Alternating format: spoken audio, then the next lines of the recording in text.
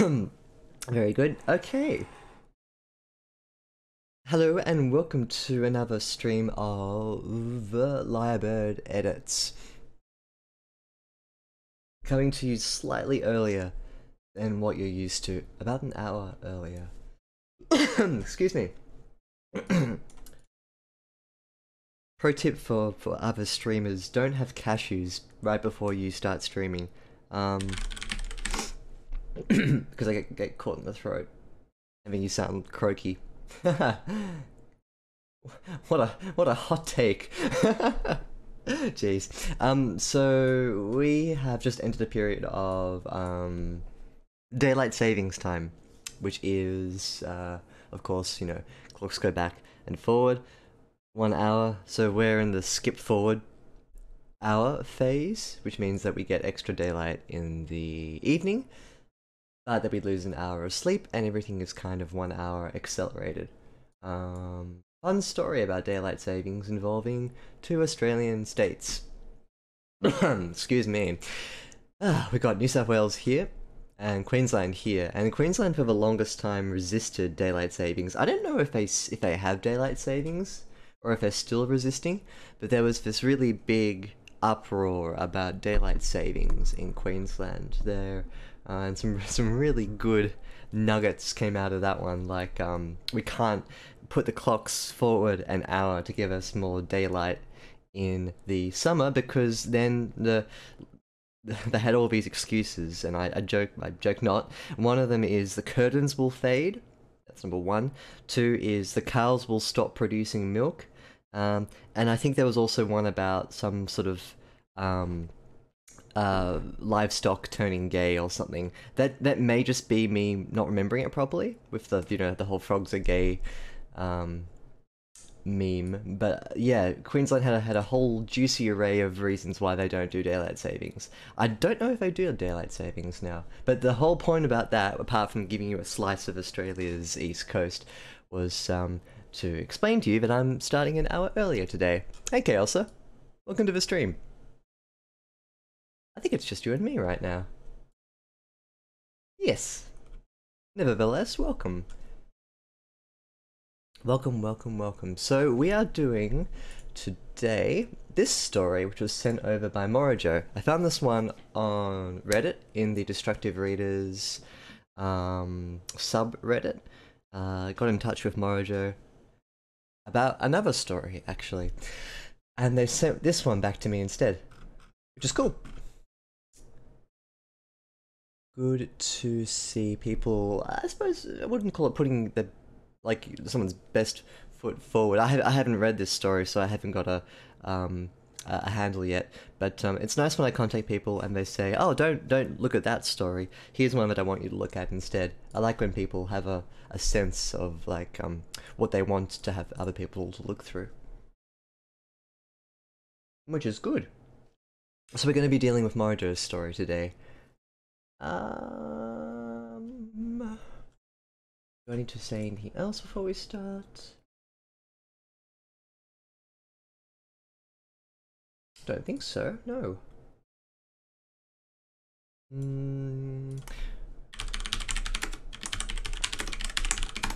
Just gonna look up one thing before I do. Oh, it's still not observed.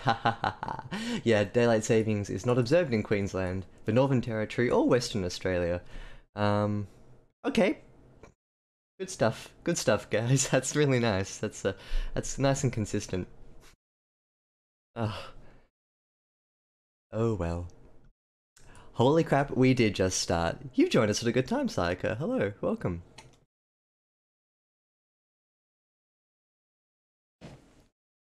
I was so surprised to see you, I spilt some tea. Let me clean that up. I reckon we should start.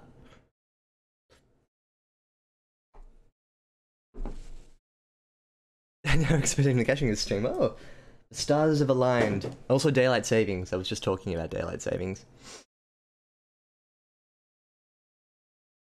And how it's not observed in different parts of the country. Think about it. Don't tell me what to do, Sayaka. Don't tell me what to do with my lovely, so fun and fresh minion cup. Yeah, I already regret choosing this cup too. Oh, I love hate them. I love hate the minions. Okay, let's start. Let's dig right into this. This will be a blind read. I haven't got any idea what the story is like, which is good. I like to go in blind.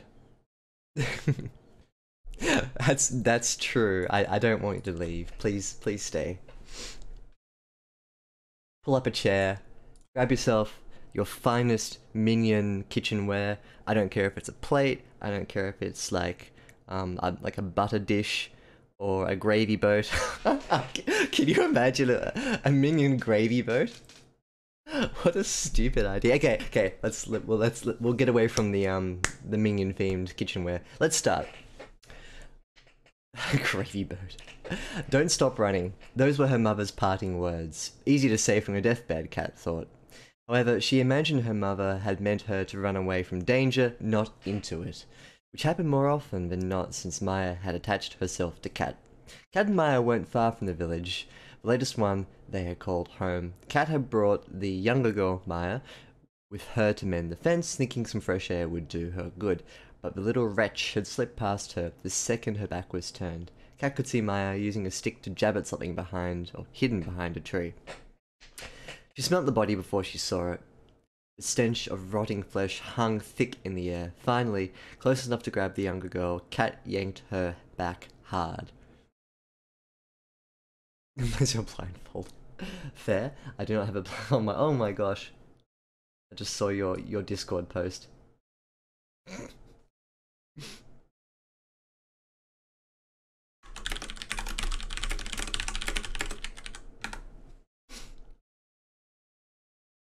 Kat yanked her back hard.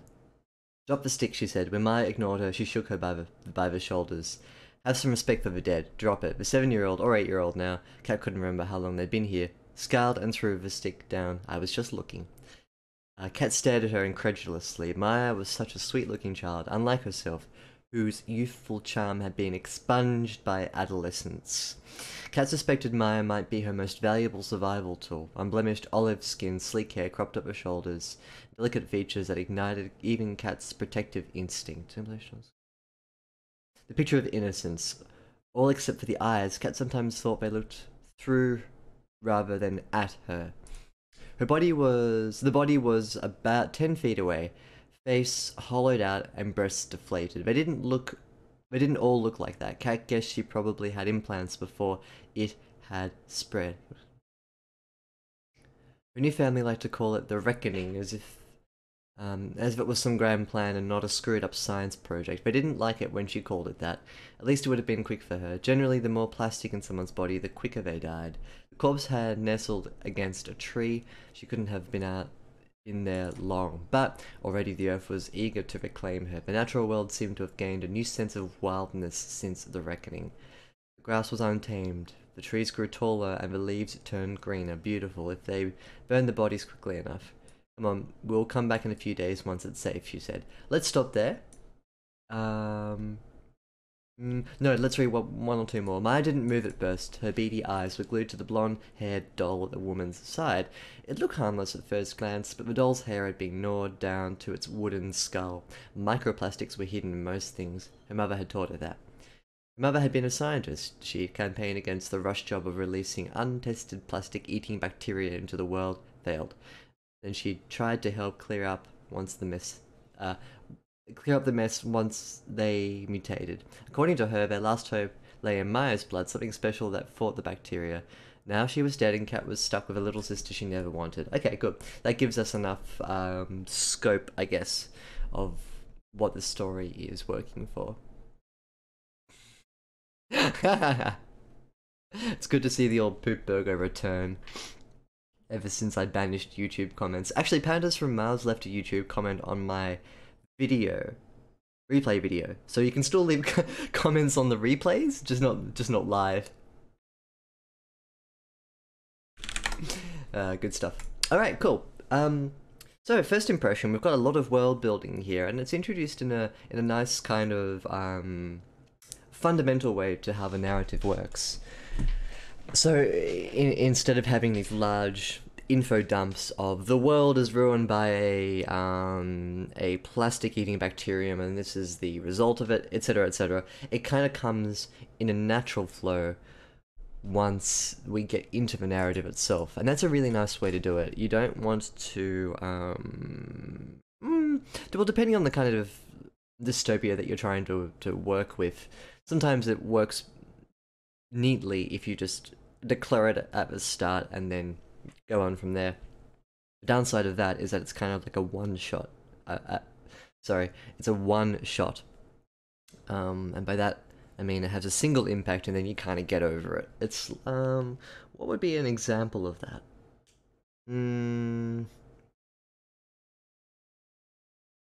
Maybe in like a Ready Player One kind of sense, where the world is established and then it just rolls onto itself. Whereas in this kind of narrative, everything about the fundamental aspect of this world is introduced in a gradual drip feeding sense, so you don't understand the full picture from the get-go. Whereas I feel like in something like Ready Player One, probably more the movie, because I haven't seen the book. I haven't read the book. Read the movie, seen the book. That movie had a tendency at the start to just be like, blur, in a world where this happens, whereas this is the opposite. And either is fine. You just we can work with either. I prefer this way. So let's go and do some edits. Don't stop running. Those were her mother's parting words. Probably have to get rid of a semicolon. Sorry. I'll turn on suggestions so you can see what I'm suggesting here. Probably want to convert this into one of these. Nope, it's not liking me. But yeah, you need probably a hyphen rather than a dash. But a hyphen here instead of a semicolon.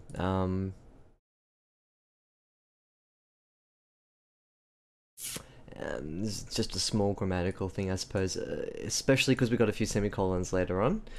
It's best to use them within a stronger grammatical context. Easy to say from your deathbed, Cat thought. That's fine. However, she imagined her mother had meant her to run away from danger, not into it.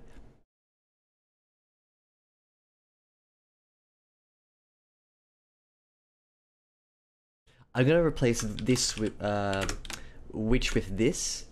This happened more often than not, ever, since Maya had attached herself to Cat. Couple of reasons why the which needs to go into this. We've already got a run-on sentence with a conjunction here. This isn't a conjunction, but it's also a run-on. So we have a run-on idea, a run-on conjunction, and a run-on run-on. So it's fine to run on sentences if you do it in a way that's consistent and effective. These types of run-ons are just different enough from each other, which makes it slightly slippery. There's no downside to doing this instead of which, and I think this with this feeds a little bit neater into the ideas that's contained within this paragraph, and I quite like this paragraph. I like paragraphs that feel like they are sure-footed in their establishment of the idea. And I think this does what it sets out to do, which is good. Cat and Maya weren't far from the village, the latest one they had called home. Cat had brought the young girl Maya with her to mend the fence, thinking some fresh air would do her good. The little red should slip past her the second her back was turned. Cat could see Maya using a stick to jab at something behind the tree. She smelled the body before she saw it. This is quite a thin piece of description, which is good because it means that we can fatten it up. There's lots of room here to introduce some detail, like this, for instance. So here, I'm going to highlight that in green because I noticed this little description here. The natural world seemed to have gained a new sense of wildness since the reckoning. The grass was untamed, trees grew taller and the leaves turned greener. Beautiful. So here I'm going to suggest this paragraph here could really benefit from some fattening up. There's plenty of scope to drop in some locational detail, some grounding, some vocational, something visual for the reader to sink their teeth into and imagine themselves within the scene. Right now, it's quite factual, and in some ways I sort of like that, but it's factual and to the point.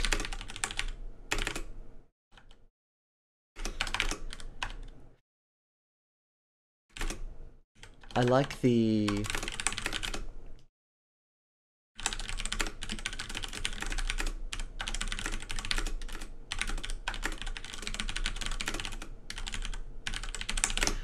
the concise nature of it, but the one on, like, adding one or two more sentences to this paragraph here, it's only, I wouldn't even call it a paragraph, it's like half a paragraph.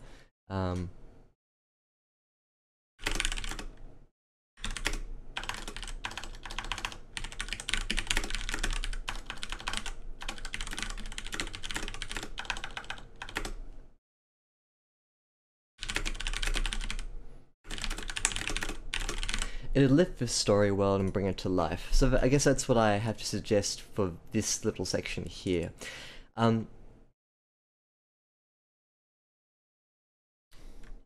Second reason, it'll slow down the pace.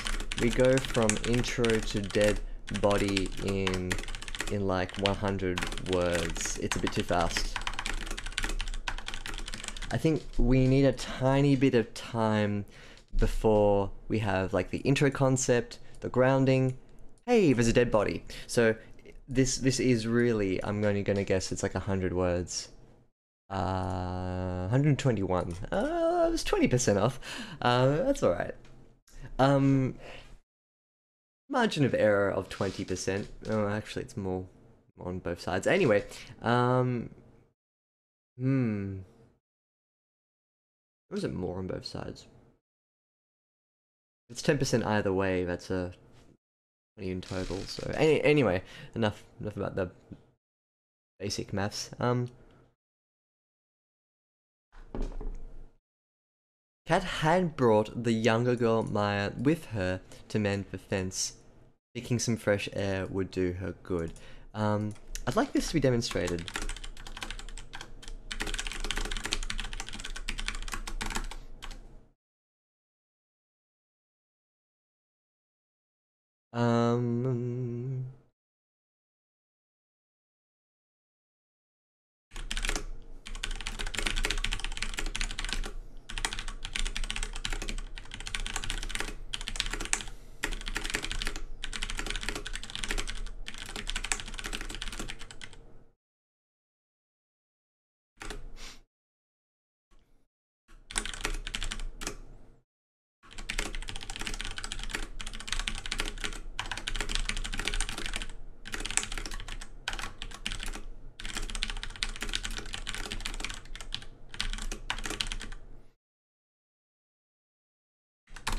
So, in addition to slowing down the pace, I feel as though we need to configure the narrative. This is quite a heavy change that I'm going to suggest. Sometimes on the stream I talk about the writing feeling a bit too much like a Wikipedia summary, and it's different every time I see this writing style.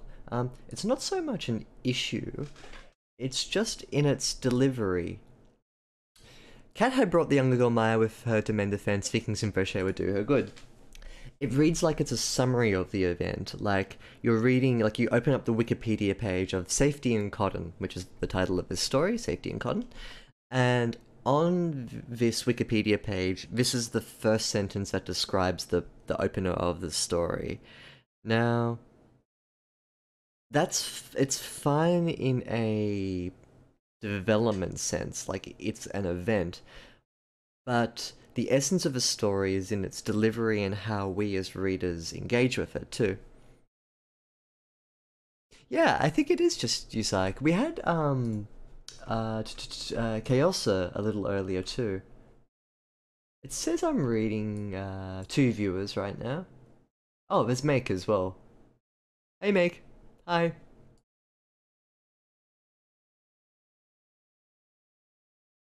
Yeah, and a whole bunch of bots. Hi bots. Yeah, feel free to say hi if you're lurking. Or don't, just sit back and relax.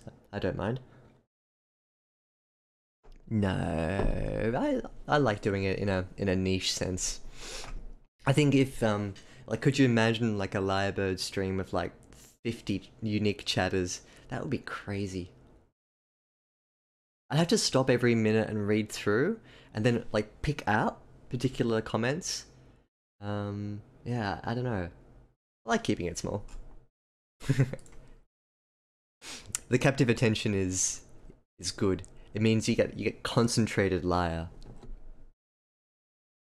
Like concentrate juice. Everyone loves drinking concentrate juice. Juice concentrate.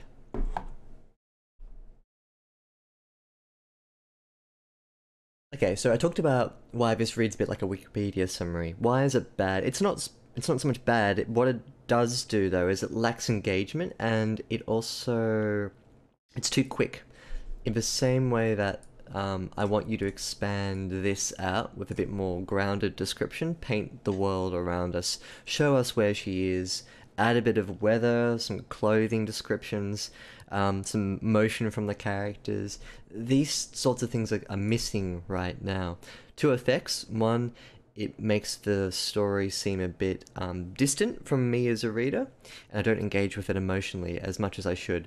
Two, it's too quick, and we get to the climax of this scene very early without a real sense of where we are, what the scope of these characters are. We get a basic motive up ahead, but I feel like we need a bit more breathing room. So what I suggested here was to flesh this out in a demonstration. So for instance, get the narrator to describe Maya standing by a crooked fence with a hammer, trying to nail something in. Cat's there, observing her, arms crossed or something, whatever. Cat looks around. She describes the green down here. Actually, I'm going to put that. Edit. Also, feel free to introduce some of the green highlighted detail from the next page up here instead. That will ground the scene more so. $5 shave club. You know, I think I will. That's a good suggestion, Sayaka. Such value too. Comes packaged to you every month, and it only costs the cost of a cup of coffee. I don't know how much $1 shave club is. Never catch juicing your beard again. Beard juice. Blah. But the little wretched slipped past her the second her back was turned. Cat could see Maya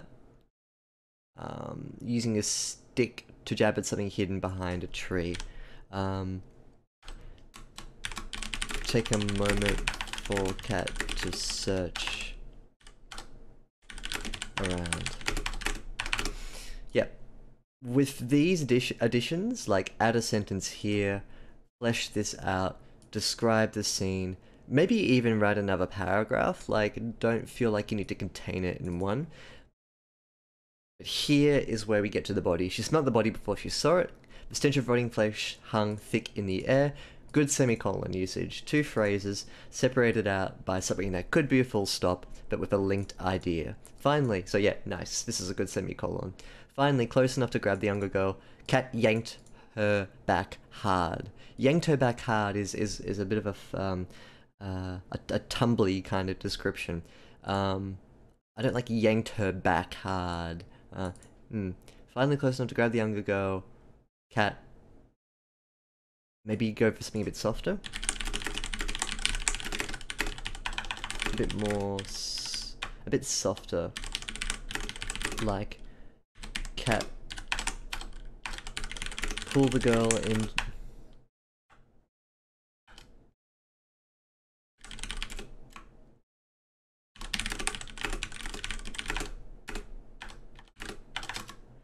something a bit more,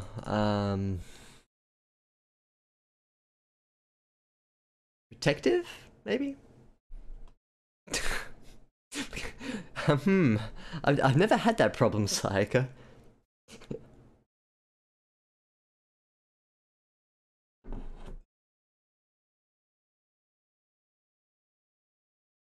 Oh shit.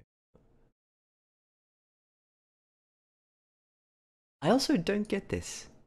Anyway, that maybe my 9 AM brain not particularly firing off in gears. Drop the stick, she said. When Maya ignored her, she took her by the hand. You need to keep that on the same paragraph, otherwise we don't know who the she is. When Maya ignored her, then put that in a new paragraph. When Maya ignored her, she, which should be cat, shook her by the shoulders, full stop. You only push through commas into dialogue if you have a dialogue tag, but this isn't a dialogue tag. It's an action. When Maya ignored her, cat shook her by the shoulders, full stop, dialogue. Have some respect for the dead, drop it. The 7-year-old or 8-year-old now, cat couldn't quite remember. Cat couldn't remember how long they'd been here. Scowled and threw the stick down. Full stop again. I was just looking. This is quite long. I don't hate it. I think we should probably maybe keep that. Someone else might suggest introducing this detail elsewhere. But let's keep going. Cat stared at her incredulously. I'd swap this for a body language signifier. Cat stared at her wide-eyed.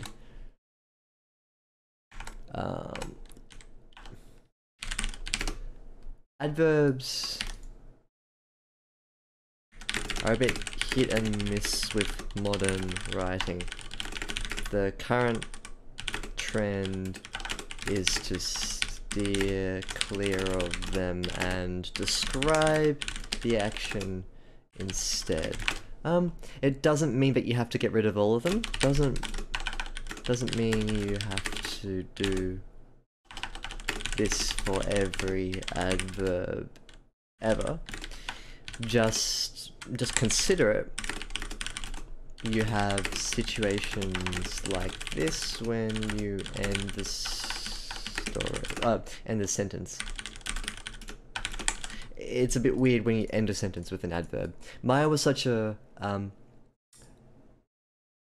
mean, no, it's not weird, but I think it could be a little stronger if it's not there. That's probably the better point. Maya was such a sweet-looking child. Unlike herself, whose youthful charm had been expunged by adolescence. Kat suspected Maya might be her most valuable survival tool. Unblemished olive skin, semicolon, sleek hair cropped at the shoulders, semicolon, delicate features that ignited in Kat's protected instincts.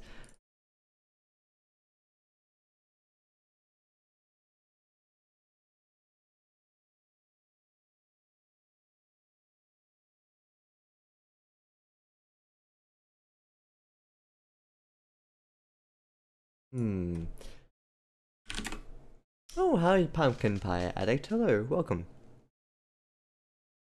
We're looking at Morrijo's story today. Safety in cotton. Delicate features that ignited even Cat's protective instinct. Yeah, I think that works. Semicolons are the other way that you use a semicolon. It's to define and differentiate list items. So yeah, you don't need to do a full stop there, you can do a colon. The picture of innocence, all except for the eyes. Cats sometimes thought they looked through rather than at her. I gotta put through her rather than at her. I think the repetition of her could serve it well. Ah, thanks for the support, Pumpkin Pie Addict. Thank you. But yeah, enjoy your writing. Write well, write often, write hard? Write well. Right.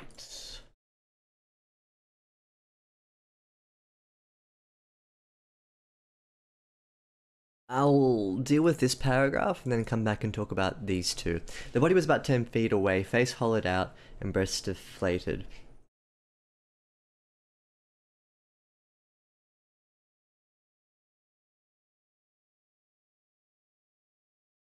You can't separate that with a semicolon. It because this is a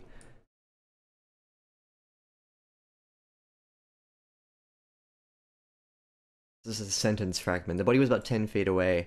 Its face, comma, its face. Oh, possessive. They didn't all look like that. Cat guess she probably had implants before it had spread. The new family liked to call it the reckoning as if it was some grand plan and not a screwed up science project. They didn't like it when she called it that. At least would have been quick for her. Generally, the more plastic in someone's body, the quicker they died.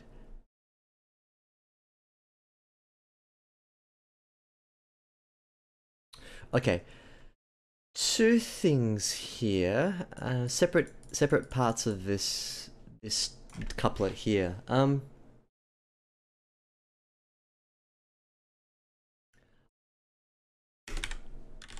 gonna make a comment here. I feel like this information would be better served before we get to the corpse. Two reasons.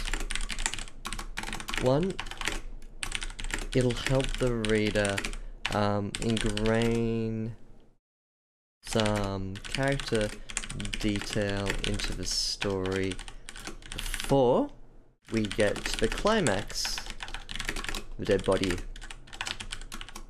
Two, its presence here, again, possessive its presence here deadens the flow between,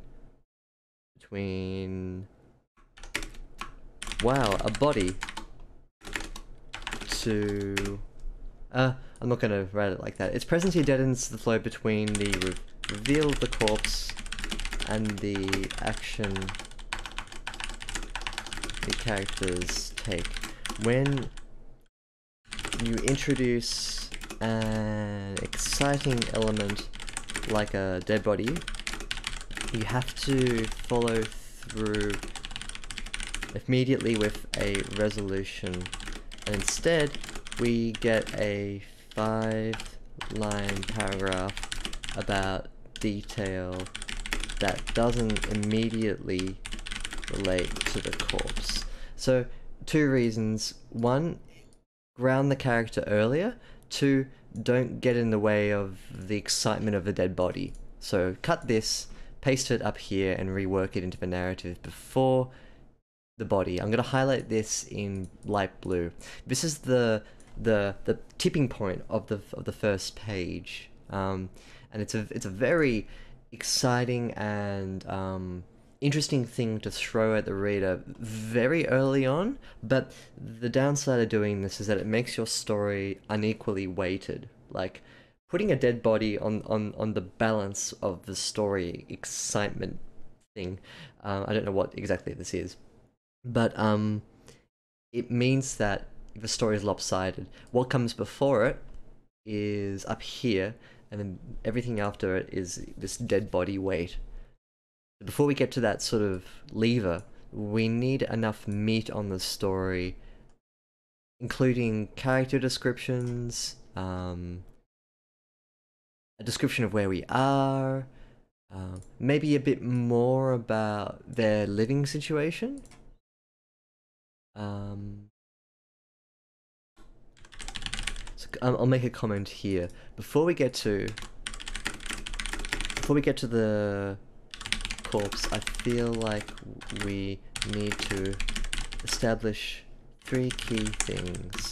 1, character detail. 2, scene building. 3,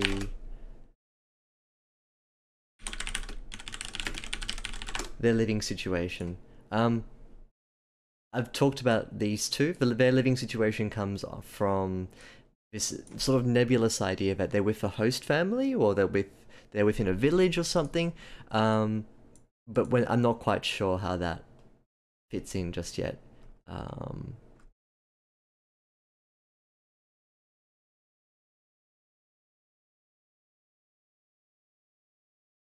I'm gonna highlight this in purple. Purple. Oh, that's not purple, that's blue.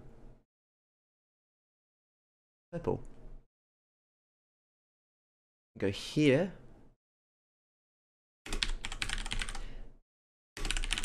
Purple highlight, scene building, green highlight. Their living situation, which is just nebulous. So like this info here, I feel needs to be pushed up forward. So going back to what I was saying before about, oh, sorry, you guys have been talking. Sorry. Yes, thank you. I'll do that next time. 2500 kilocal. What is a calorie? It's got a joule measurement, doesn't it? I'm too drunk. Sometimes the best writing / editing comes out when you're drunk. Don't quote me on that. I always write and edit sober. We come now to a really good suggestion from Sayaka. Throw in a Shrek somewhere, and maybe a Minion. I think I'm gonna have to agree with that. There's a distinct lack of Shrek in this story. I was expecting Shrek to pop out of the woods once the dead body was discovered, but that's okay. We'll probably get to the Shrek a bit later. So remember before when I was saying about like, in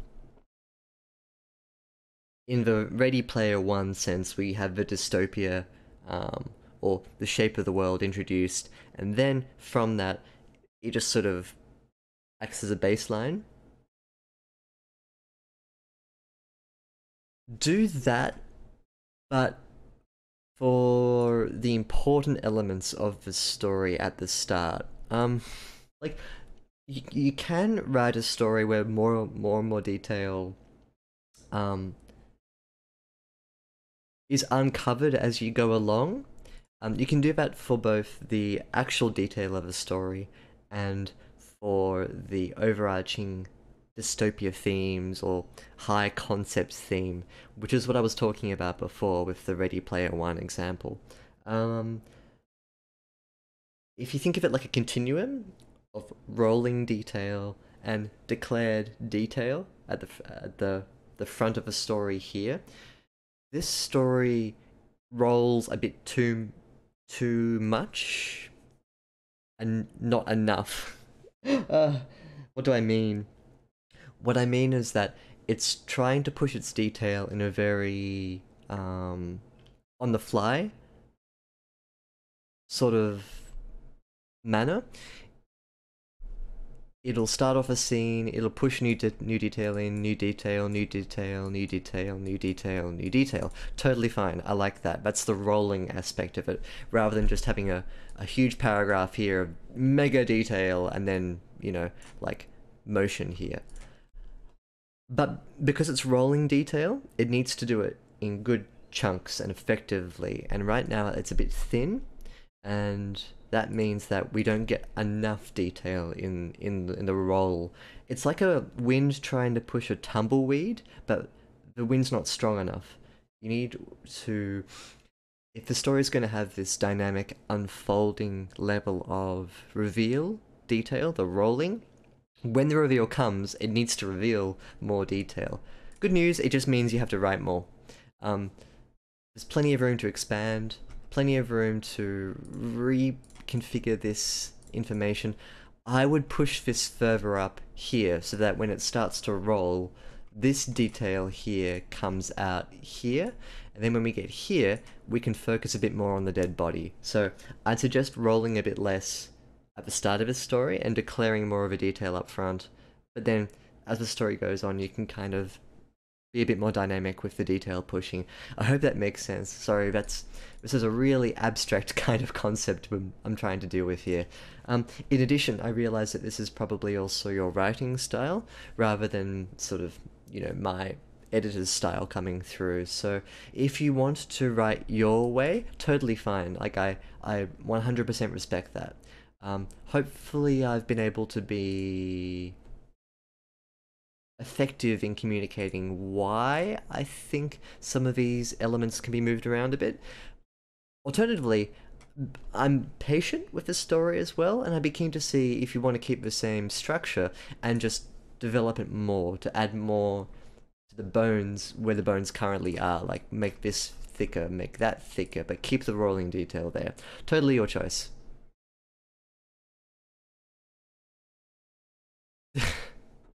Enjoy your bath. That sounds kind of nice. That's really depressing, isn't it? You're gonna leave me. Oh no. Oh well, I'll just talk to myself and the people who'll watch me retroactively on YouTube.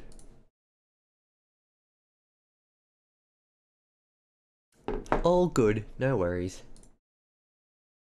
But thank you for stopping by, Sayaka. Talk to your minion cup. I'm not that desperate. Only you understand me. Yeah, I am that desperate. I could talk to my dog. She's not here right now. She's probably asleep in another room. Let's push forward. And talk about this paragraph here. The body was about 10 feet away, its face hollowed out and breast deflated. They didn't all look like that. I guess she probably had implants before it spread. Her new family liked to call it the Reckoning, as if it was some part of grand plan. So here, I feel like there's a little sentence missing here. They didn't all look like that.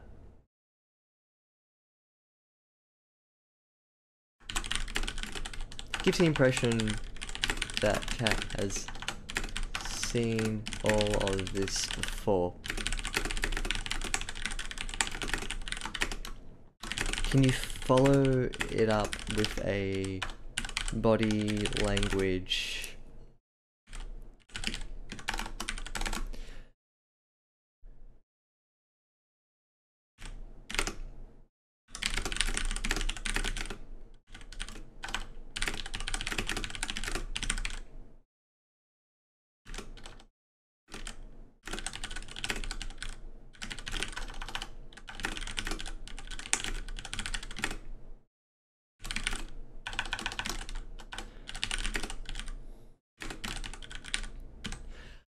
Something like this. Cat cast her eyes over the blue mound of human flesh, saw nothing unusual, felt nothing unusual. Another one, another. Or something like that. You have her do something, and then off the back of that, you can tell the reader how Cat is feeling. It's a useful way to integrate telling detail into the story. I like detail that's told. Because I think it's an effective way just to sometimes outright declare what the character's feeling. You don't do it every time, of course, but doing it this way means that you, in a very easy, effective manner, you can give a sense of emotion to what's going on. This whole paragraph is quite emotion light too, so this is the area of a story where your reader is your reader uses the characters as emotional weather vanes. How your character reacts equals how the reader will react. If it's blasé, the reader will feel resigned to the despair of the situation. If it's afraid, the reader will feel afraid too.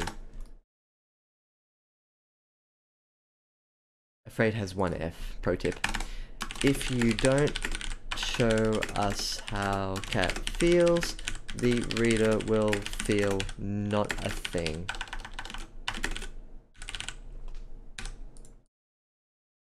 Even the absence, like, even if cat doesn't feel anything because she's seen it all before, we need to understand that.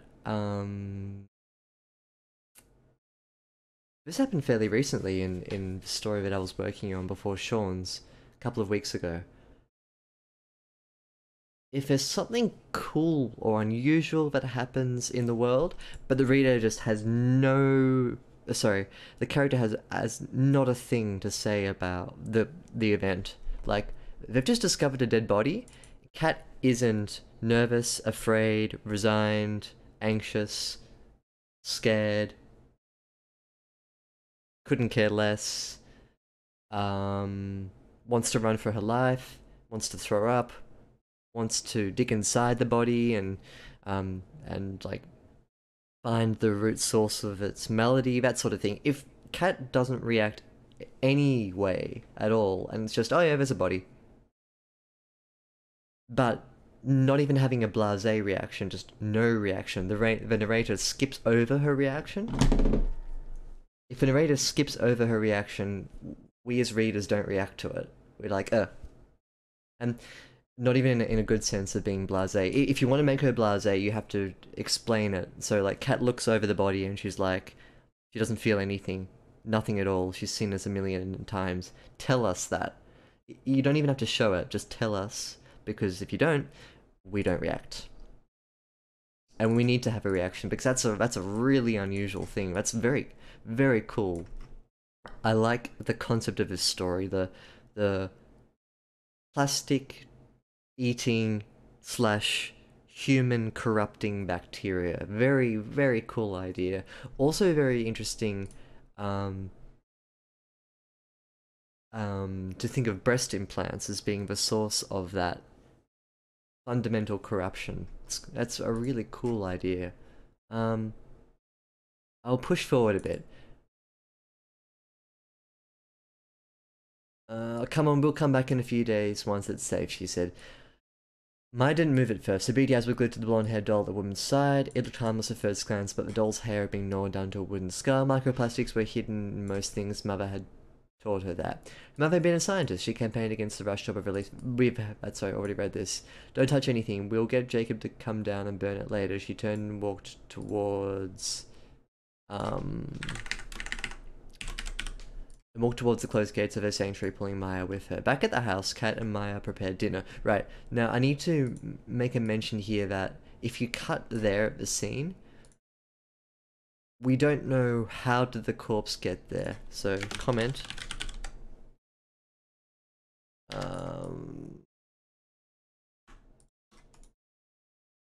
Kat and Maya need to give the reader a clue as to how the corpse got there.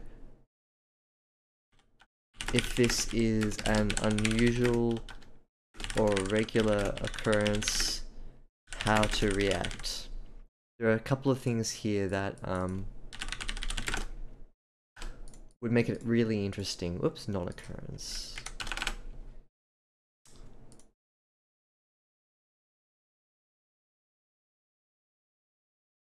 Because the body just kind of pops in and pops out of a story.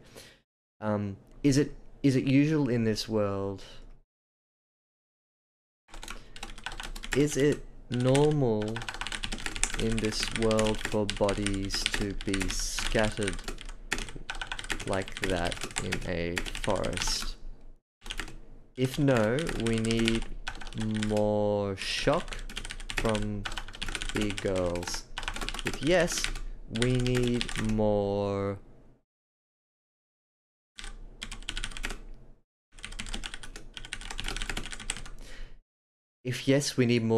despair from the girls. Right now, we don't have any emotional anchor to go off. They find the body, they poke it, and they say, we'll come back later, and they go back home. Which makes me think that they've seen all of this before. But I have nothing to go from that. So I'd like some sort of emotional declaration. There are a couple other things here that we can talk about, like this back interjection as well. I think that's okay.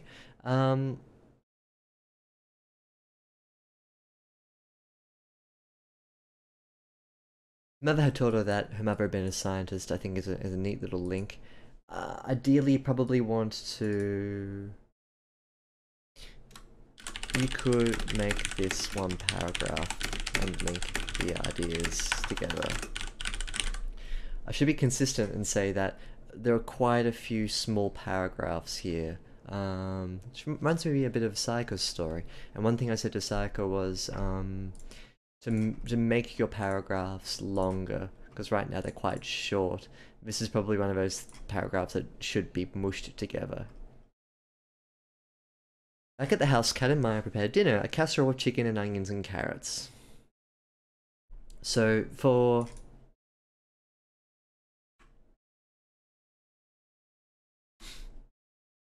I'll say this out loud, it's probably not worth writing down, but I feel like we have more detail about the casserole instead of the emotional state of the girls, and that's worrying because it's not too worrying. It's actually feeding into this idea that the girls have seen all of this before, and it's like water off a duck's back. If you really wanted to play in that, you could make this whole part really run-of-the-mill. The girls don't even care that it's a body, it's just like, oh, another one. And then back at home, they make this really lavish, nice kind of dinner. So if dinner is more exciting than the corpses, then that gives us a good clue. Actually, I quite like that, now that I think about it. Let me not prejudge the effect of the words. Let me go and read more of it. Yeah, I'm glad I didn't make the full comment there, because I ended up going over myself there. Back at the house, Kat and Maya prepared dinner, a casserole of chicken and onions and carrots. Already, mouth-watering flavors filled the air. Thank you for spelling flavors the correct way, with a U. Very nice. Meat and fresh vegetables had been a luxury she hadn't experienced in years before the Amish family who lived here had taken them in. Kat stirred the pot, thinking about the woman rotting behind the fence. That's a sentence fragment. How strange it was that the same soil that had sustained her was so impatient to take her back, a payment of a kind. Well, it could wait for that. Well, it could wait for Kat. She knew what it was to be starving.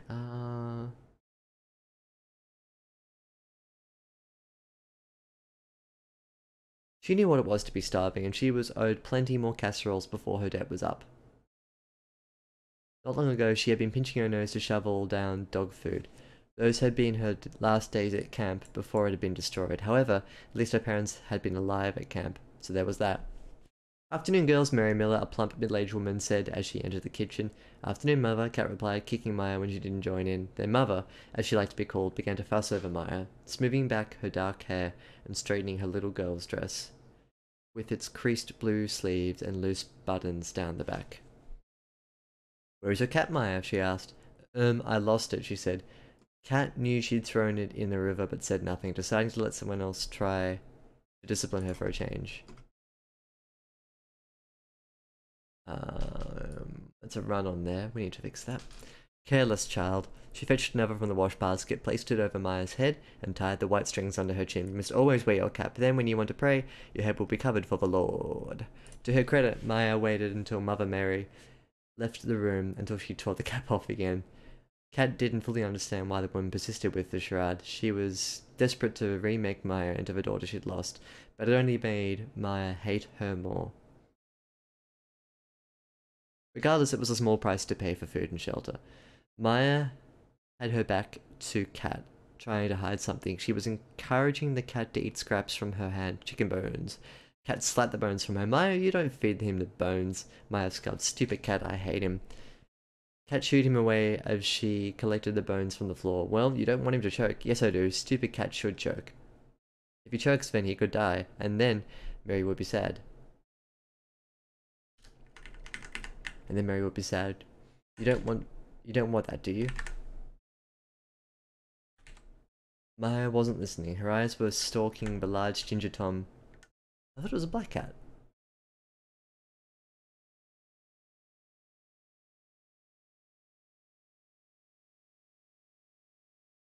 Why did I think it was a black cat? Oh, no, there's no black there.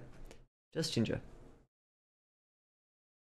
As he climbed out of reach, glaring back at her, he hated Maya, since she'd thrown him out of the upstairs window only to be outraged when he landed on all fours. Cat wanted to shake her.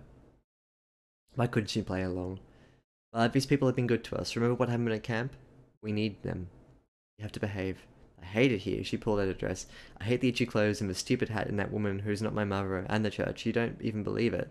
You said so. You're a liar. She was right, of course, but if wearing the right clothes, saying the right words, and praising the Lord whenever someone was watching gave them a chance of survival, then she would do it. Principles were for people without bigger things to worry about. Cat wished she knew how to explain that to the petulant child that had been thrust upon her. I know, but it's all we've got. Our home's gone, Cat paused, thinking about all Maya had been through. It's not forever, Maya. We just have to stick it out together. So, can you try, please? Maya stayed silent for a while. Okay, I'll try, she said, although Cat wasn't sure she believed her. The next couple of days passed uneventfully. Let's cut there and we'll deal with this little sort of dialogue scene from this here, which is another 668 words. Cool.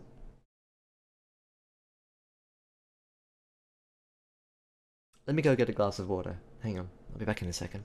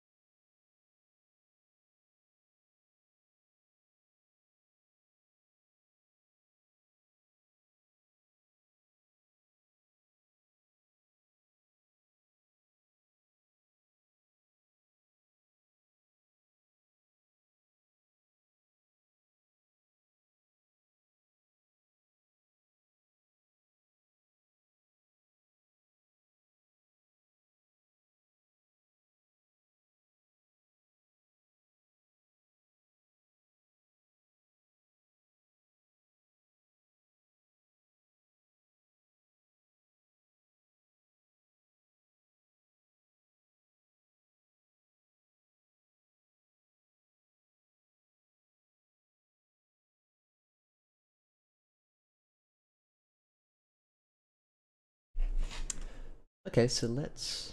Oh, I can't hear myself.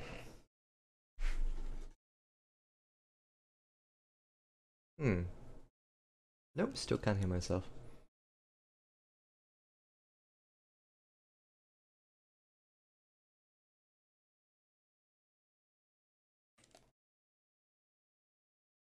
Alrighty, well I guess I'll go without headphones then.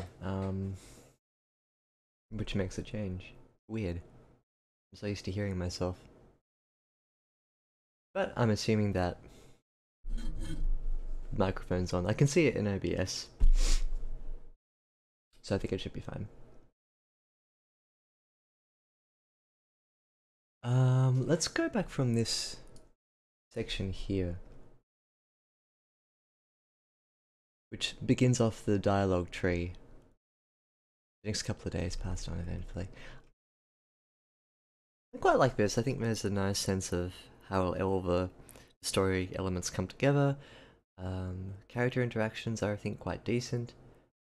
It does a good job of explaining, or really demonstrating, that difficult sense of conveying to a child why you need to sort of twist and bend your principles in order to survive, and children in their inability to plan ahead and see consequences don't understand why it is that they're doing what they're doing. So they're always trying to sort of bat out against the restrictions that are placed on them. So I think that was handled quite nicely. And in a way that's that fits the story well.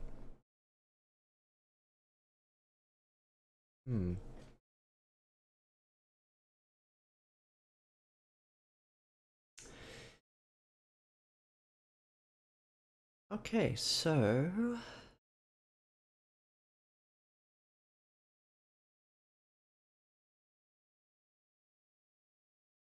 back at the house, Kat and Maya prepared dinner: a casserole of chicken, and onions, and carrots. So you could do one of two things here. You could put a colon, and reconfigure this into a list.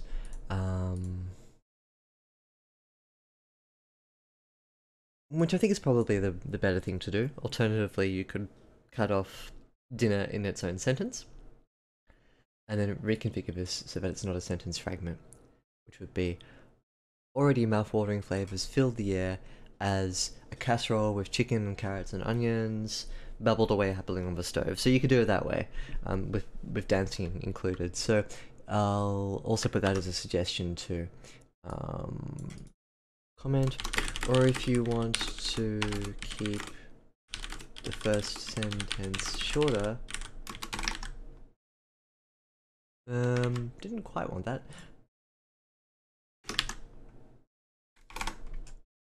Back at the house, Kat and Maya prepared dinner, full stop. Already mouth-watering flavors filled the air as a casserole of chicken and onions and carrots and everything good bubbled away upon the stove. So you could do that, and it also introduces a location, which is the kitchen.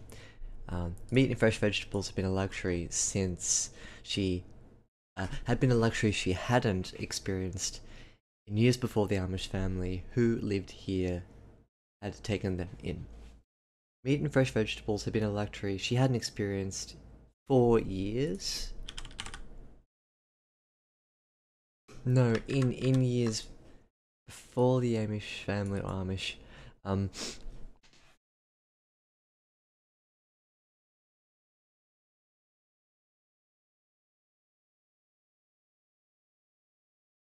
look, the sentence is functional. There's a lot there though.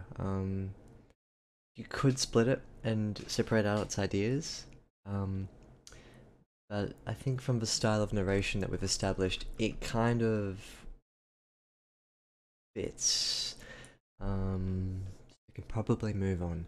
Cat stirred the pot, thinking about the woman rotting beyond the fence. How strange it was that the same soil that had sustained her was so impatient to take her back. Payment of a kind. Well, It could wait for cat. She knew that it was. She knew what it was to be starving, and she was owed plenty more casseroles before her debt was up. Not long ago, she had been pinching her nose to shovel down dog food.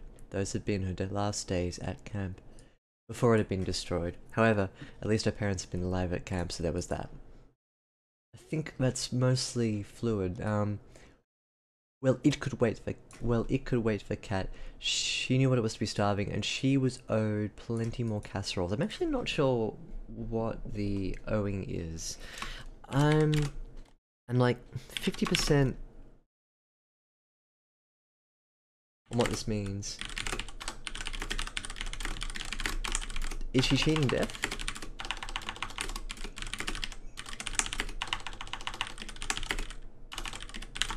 Or is there's just something plastic inside of her that should have made her already dead, but for whatever reason she's still alive? In other words, I'm asking what is this debt? The Dollar Shave Club, send in $1 in, get feedback from your story. It's kind of like a dollar edit club. That'd be a really expensive edit. It's like, I've got this story in front of me. Hey, wait, why are you back, Psycho? Not that I don't want you back, of course. I thought you were departing for the day. Yeah, wouldn't that be a strange kind of edit, having a story in front of you, being like, well, I see some issues, but I'll need some dollars to suggest some fixes. That's a weird kind of edit. Yes. At least if I'm still right, your name's David. It is David. You know my name. If you ever forget, it's the name on the Minion cup. Inside the lip of the Minion cup. Good stuff. Also good to know that I'm recording with my voice, because I can't hear myself anymore. My headphones have lost battery. It's actually kind of nice not hearing myself echoing in my ear with my annoying nasally voice. I can just talk and be free. I'm free! But then I don't know how annoying that sounds. No, it isn't David Duke. No. No, I don't think white supremacy is in my blood. Let alone in my surname.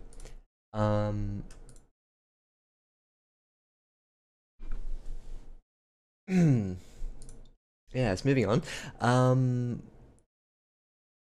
Yeah, so in the same way that Sean was introducing like present and past events in a narrative kind of sense, where you have a present tense event, even though this is told in past tense. If you think of it like the story that's happening now versus the detail that's happened in the past to back it. This is the present, this is the past. That's nice. It's nice to weave in those dual elements, because you can make really nice sort of backing info that way. I feel that this is one of the better ways to drop in past detail. That seems to me like it's the most effective way to info dump things about people's pasts. David Tennant would be pretty good, actually. Yeah, I wouldn't mind being David Tennant. He was really good in Broadchurch.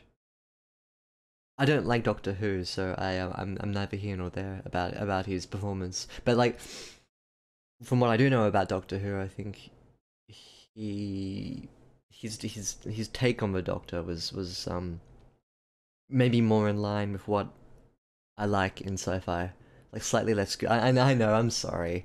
Yep, I know. It's one of those things I don't.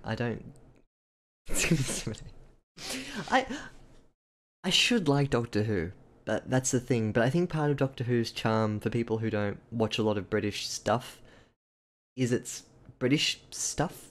Like, it's very British. In like a sort of slightly tawdry way. That's not sort of putting the quality of it down. It's a good quality show. People love it, but I don't know. It doesn't sit right with me. I like things like Red Dwarf, so I mean I should like. Anyway. But yeah, David Tennant as the Doctor. I've seen a couple of episodes, and I'm like, okay, I can kind of get behind this. But when you see other Doctors, it's like, no, thank you. So David Tennant in things like Broadchurch, for instance, is really good, where he plays more of a gruff, kind of torn kind of character. Good series too.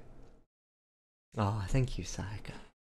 Thank you. It's good to know that I've got your forgiveness when I commit science fiction heresy. Afternoon, girls. Mary Miller, a plump, middle-aged woman, said as she entered the kitchen. I'd like to see this go before the dialogue. Yeah, this is one of my bread and butter suggestions. I'd like to see this go before the dialogue. Have her come in, put down a basket of washing, dust her hands clean, and then say something. This has the effect of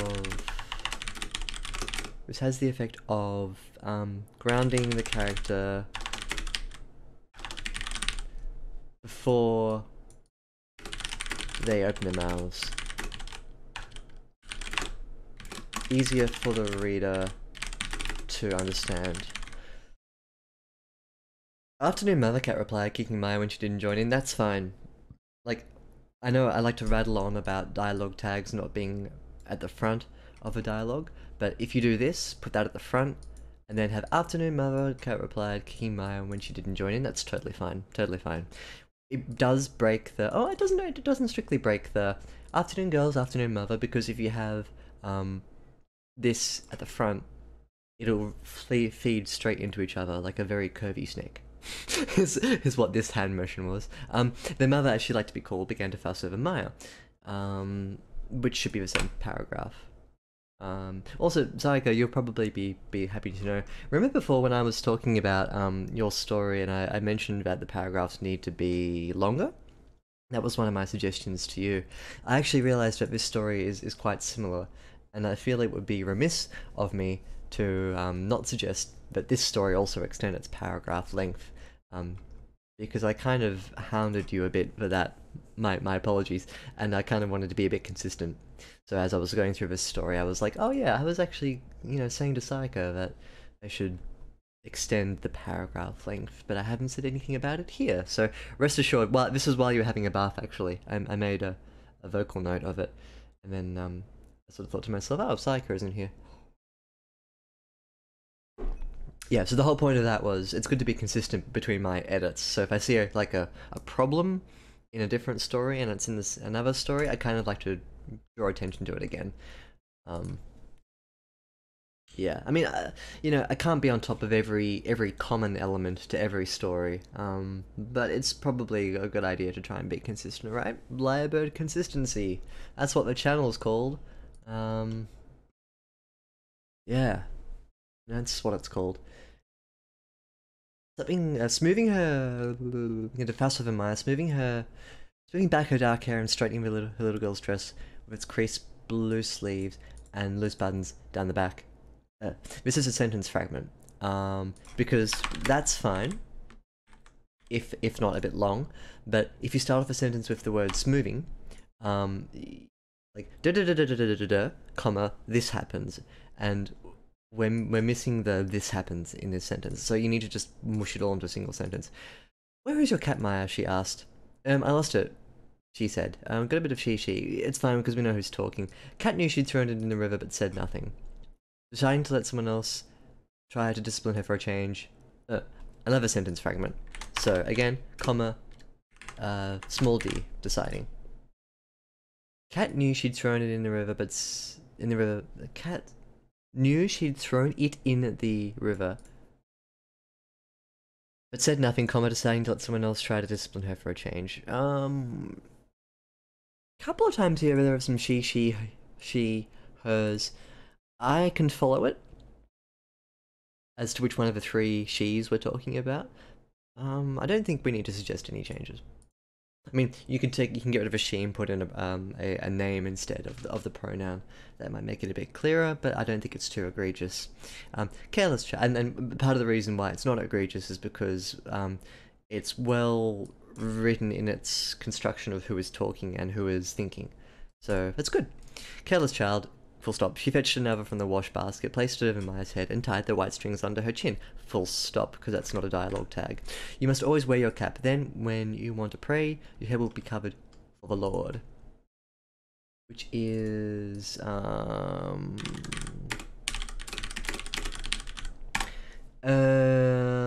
Corinthians 11:2-16.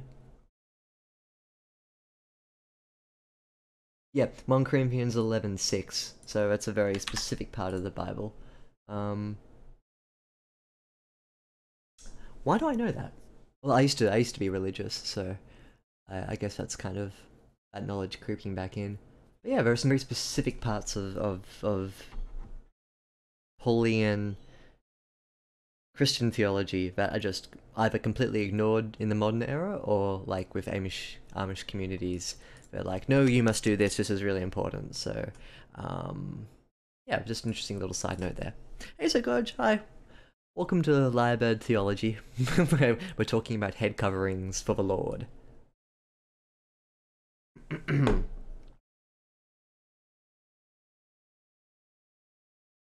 How have you been? Hope you've been well.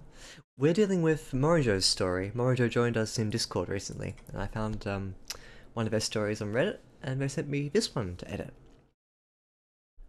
So, what are we dealing with so far? This is a fantasy-esque, I suppose you call it like a high-concept story about a plastic-eating bacteria that's gone out of control and corrupted the world.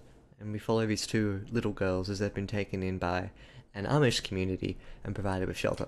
So, the start of the story was their discovery of a dead body in a forest that had had the plastic removed from it, from actually the breast implants, which I thought was kind of an interesting high concept thing. I've never seen that before. And then we get into like the more of the world building here. To her credit, Maya waited until Mother Mary left the room until she tore the cap off again. Kat didn't fully understand why the woman persisted with the charade. She was desperate to make Maya into the daughter she'd lost, but it only made Maya hate her more. Regardless, it was a small price to pay for food and shelter. Now, I like this detail. I think it's quite a... This is like a really great story building detail. The type of Oh, did you? Huh. That's cool. Like a little science documentary or something. Nice. Yeah, well there is plastic eating bacteria. It's very unusual stuff. Yeah. You wonder what happens if it gets out of control. I really like this story building detail about how Mother Mary's lost a girl, but she's trying to sort of make up for it. Okay, so look, typically I'd say demonstrate this rather than tell us. But I actually think I'm speaking to Morrijo here. The style of narration that you're going for actually plays well into this kind of like one shot, deep punch kind of tell. This can be really effective if you do it somewhat consistently, but not too frequently. There's a really fine balance here with showing and telling. As I said before, I quite like tell details. A lot of people say, oh, always show, always demonstrate, always do with body language. And yeah, most of the time they're right. But sometimes I really like a story that's brave enough to be like, look, let me try and just tell you some detail in a short space of time so you can get up to speed. I like that. I like how blunt that is. I like how concise it is. And with something like this, it comes across really neatly because we've actually got some whispers of that same level of deep one-punch detail thrown in a very concise manner earlier on in the story. So a part of me was tempted to highlight all of this and say, you should demonstrate this through the use of body, or something. You should demonstrate it through like a picture on the wall, or the way that the mother was like, looks deeply into Maya's eyes, and then Kat looks at that look and thinks, oh, okay, well, you know, it's just her making up for the fact that she's lost her daughter. You can totally do that, that's fine. In some ways that would be stronger, but I think that the way that you've written this is quite nice. So I don't want to change it too much. Oh, hang on one sec.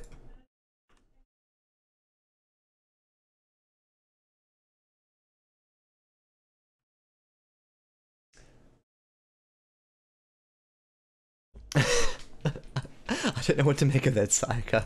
I think your time would be better spent served sleeping, or walking a dog, or maybe you'd like to defrag your hard drive instead. I think that would probably be a better use of your time. Your call. Politics. Oof. Yeah, oof indeed. Coral reefs. Oh, that's interesting. Were they thinking of introducing bacteria into coral reefs to try and clean up the excess plastic? That's pretty cool. We could use a bit of that in Australia, actually. Ooh. Yeah. So sorry if I was being a little inconsistent here. I know sometimes I was saying, demonstrate your detail. Other times I'm saying it's fine not to. Um, Take that with you can use your discretion about what you'd like to do with your narrative voice. I can suggest things either way, but sometimes it's good to do it this way, as you've done it here. Other times maybe it's better to demonstrate. So I'll let you decide on that one, because that comes more down. It comes more to your writing style rather than my total editorial authority. Maya had her back to Cat trying to hide something. She was encouraging the cat to eat scraps from her hand chicken bones. A little short. You can make this a bit bigger, bit longer. Um,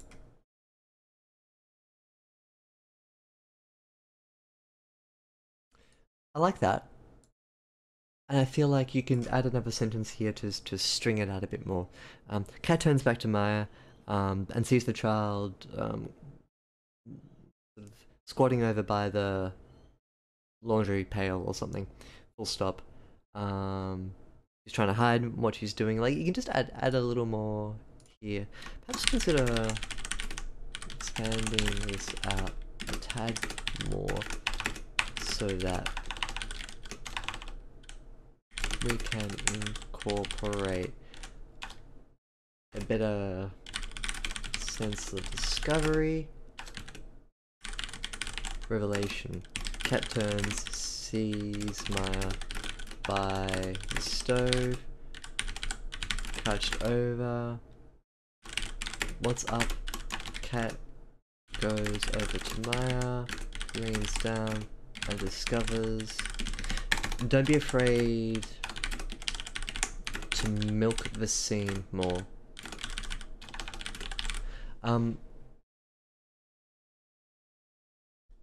The padding isn't unnecessary if it helps the pace and delivery.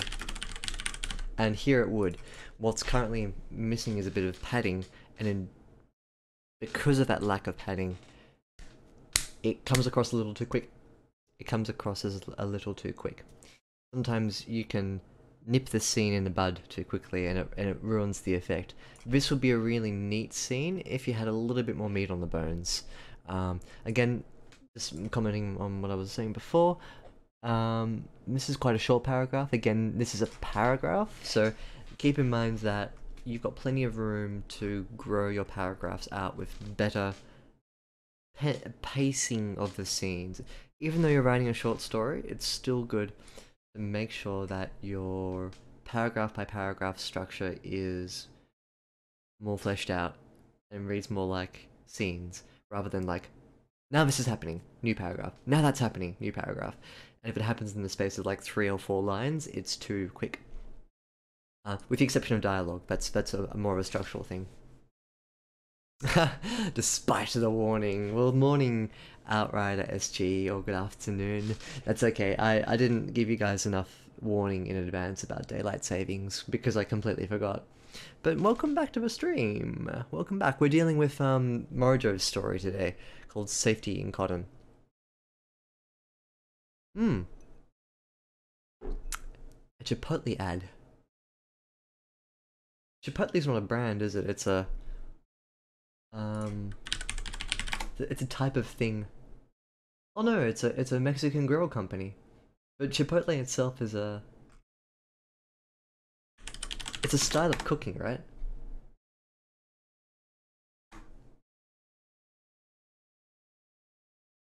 Chipotle is often a key ingredient in a recipe, in part a relatively mild but earthly spiciness. Oh, it's a spice. Okay, cool. Trying to play tool app. No, that's okay. No worries.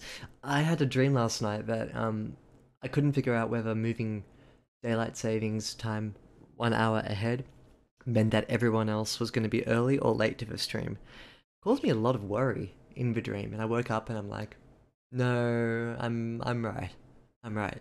But my brain didn't want to accept it. Fire roasted jalapenos? Oh, like little jalapenos, right. We're not big on jalapenos in Australia because we have to import them, of course. Um, what's an Australian? What do we have with Oh, it's more Thai. Saskatchewan? No, Saskatchewan's a place. Oh,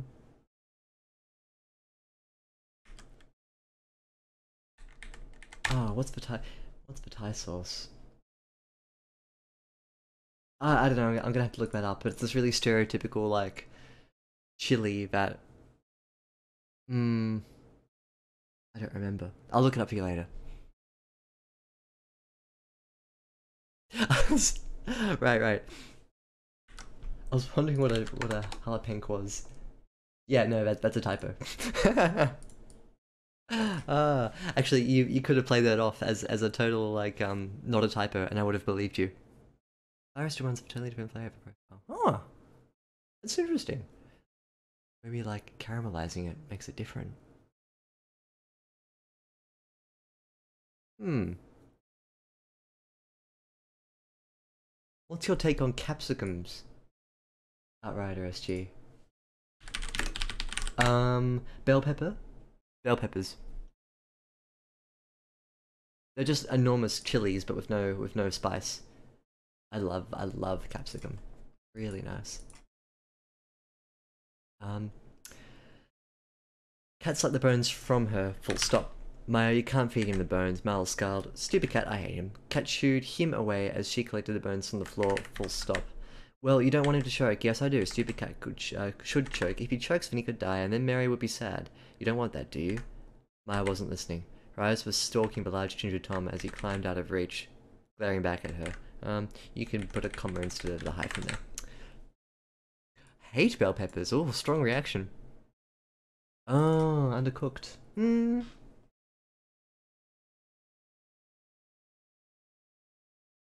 I usually have them raw. Or warm. I usually don't cook them. Hmm. This difference is irreconcilable.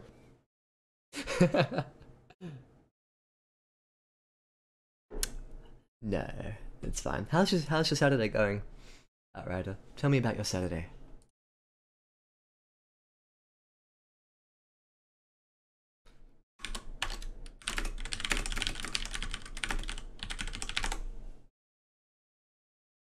Not so much. Hmm. I do like that crunch to them. Hmm. He had hated Maya since she'd thrown him out of the upstairs window only to be outraged when he'd landed on all fours. Okay, so I'll make a comment here about this backdrop information. I like it. I like this type of non-showy, very much tell description because I think it fits how the narrative voice works. One problem with this paragraph sentence here though is that he had hated Maya since she'd thrown him out of the upstairs window, comma, only to be outraged when he'd landed on all fours. Only to be outraged refers to the he.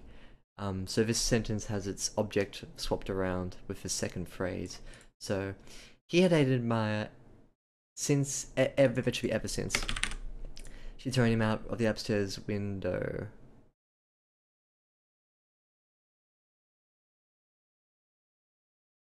Only to be outraged when he landed on all fours is an action taken by Maya, not by the cat.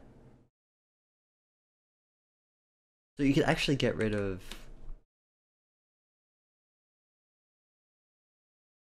You can actually get rid of that, and replace it with...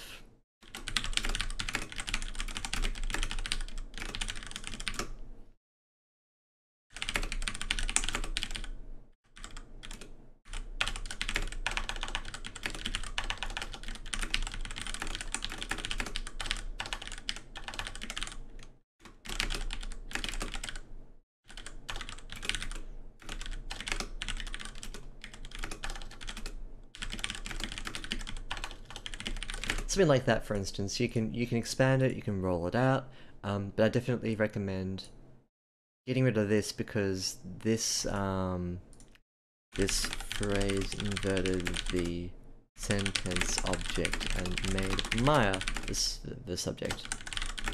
So that's why we have to delete it, because it doesn't make sense in the original context. Good, nice. Hey, nice one. Very good. Do some writing. Only for him to be outraged would correct that. I think like it may work a bit better if you chop it into a new sentence and run it on instead. Is it still the same issue? Only for him to be outraged. Only to be outraged when he landed. Only for him. Yeah, it's a funny one, isn't it? I don't think there's any solid reason to keep that structure. Like, it doesn't add anything, it just makes it more complex. Whereas you can do something like this, and perhaps it's a bit more fluid. I don't know. Cat wanted to shake her. Why couldn't she play along?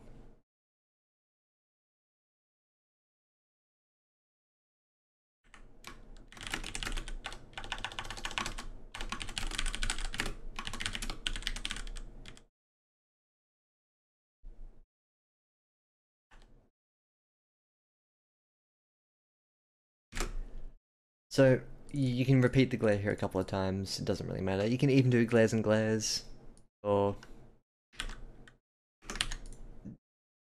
whatever reason.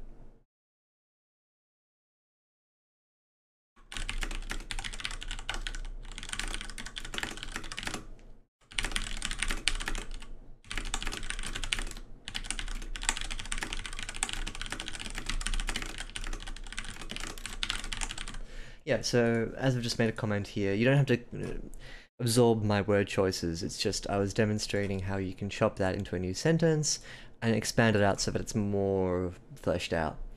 The reason why you'd want a Maya in here is because you go from cat to Maya to K-A-T, talking about Maya, not the C-A-T. Maya, these people have been good to us. Remember what happened at camp? We need them. You have to behave. I hate it here. Maya, pull that address. Full stop. I hate the itchy clothes and the stupid hat and that woman who's not my mother and the church. I probably go and the church and that woman who's not my mother. Oh, no, you can't do that because the next sentence is about you don't even believe it, you said so, you're a liar. That's fine.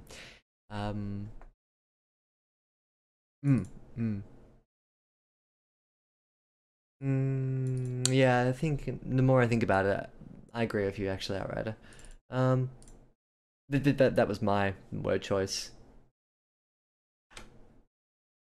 Maybe glares once.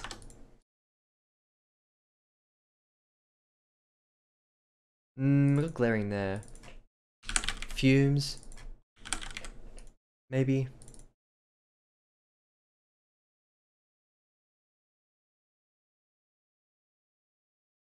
Yeah, that might work a bit better. Stairs, glares. Lots of good points there. I think about what you could do instead of glares, because we've got glaring there. We could probably change it, I reckon. Yeah, I'm not wedded to the repetition of glaring either. Fuming is kind of 50-50 for me as well. She was right, of course. Comma. But if wearing the right clothes, saying the right words, and praising the Lord whenever someone was watching gave them a chance of survival, then she would do it. Principles were for people without bigger things to worry about. Maybe principles were for people with maybe phrasing them in negative. Principles were for people with full bellies. Maybe use this instead of actually I'll yeah.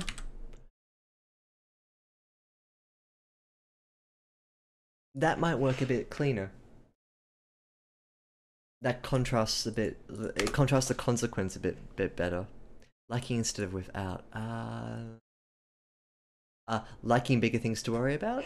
I think the reason why I wanted to change that was because this is Oh, sorry, we've changed it from a negative into a positive. With full bellies, without bigger things to worry about. Principles were for people with full bellies, I think has a nice sort of cutting kind of thrust to it. Cat wish she knew how to explain that to the petulant child. That had been thrust upon her.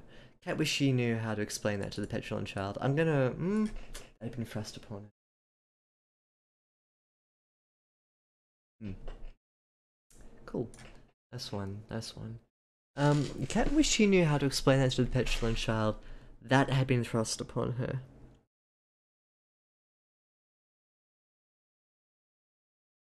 I think that's... It's not ideal, but I think it maybe fits the narration style. Let's keep going. I know, but it's all we've got. Our home's gone. Cat paws, thinking about how all Maya had been through. Full stop. Full stop. So the reason why I'm getting rid of these commas and putting full stops is because there's no direct continuation between these. Should be who instead of that. Good spotting. Very good spotting. Who had been thrust upon her. Yep. Nice one. I agree completely.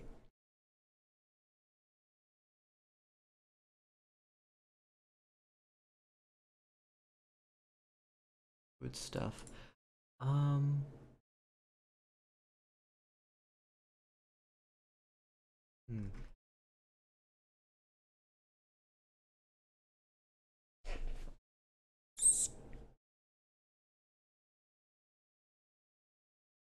Just wondering when I should finish up today. I may have a little bit of a shorter stream.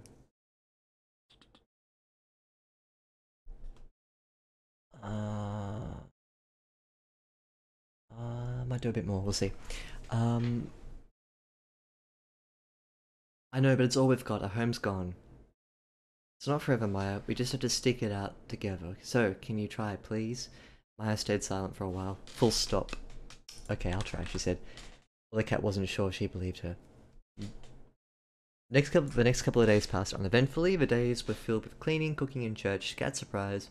Maya had been quiet and polite, asking me to go and play down by the river, which Cat indulged regularly as it put Maya in good spirits.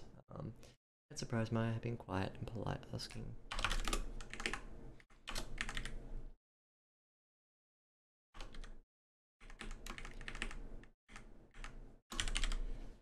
This cat indulged regularly as it put Maya in good spirits. I'll do a bit less line editing. I'll just read out because I haven't actually read this scene before.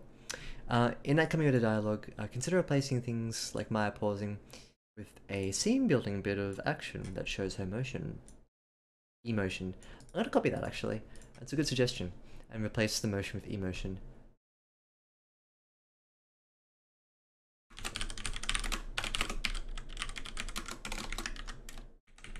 Emotion. Yeah, very good. I think that's a nice little section there where you can make it a bit more well-rounded. That's a good suggestion. Yeah, I think that could make it a really interesting... Not contrast, but just adding something to the scene that may not be there already. Yeah, I agree.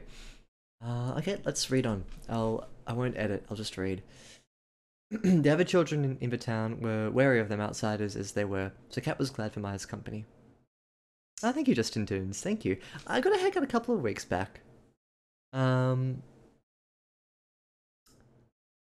I don't know, it just settles down into a nice kind of thing. Yeah, I like it at the moment, thank you. It's certainly better than the mop that I had a little while back. This is kind of my ideal. Yeah, thank you, that's a nice compliment. Thank you. Outsiders that they were, so Kat was glad for Maya's company. She enjoyed their new frictionless relationship and felt surprised but pleased that she had actually gotten through to her. At dinner, Maya obediently waited for her food until they said grace. She didn't kick the cat occasionally under the table. Subtly, too. Mary's authoritative husband Samuel and solidly built son Jacob led the dinner conversation. This reminds me of a Cards Against Humanity card, which one of the answers is my largest son Gregor, which gets a round of laughs from my friends. So it just reminded me of that. Like every night, it was restricted to the work carried out that day and the work still to be done tomorrow. Kat and Maya were not required to speak much, especially if it concerned their lives before joining the household. It had been worse since Kat had revealed her mother had been a scientist, as if it could be contagious. Still, Kat needed to speak tonight. You remember the doll down by the fence that she and Maya had seen a few days ago. She needed to know that it was gone. Did you burn that doll, Jacob? She asked. Jacob looked surprised. What doll? Shit. The doll next to the woman you buried had some plastic in it. The bacteria can survive a long time on something like that, even once they've eaten all the plastic off. Jacob rested his chest, puffed up his chest and looked at her dismissively. I burned the woman's body, God rest her soul, and saw her up close. There was no dolly, probably didn't look properly. Kat cursed inwardly. She had forgotten teenagers always knew best. Even Amish ones with their self-proclaimed humility. Amish, sorry. She had forgotten teenagers always. Um...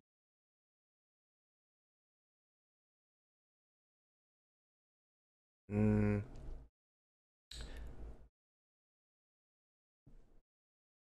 I think most of this is fairly passable in terms of just like the line by line stuff. Um,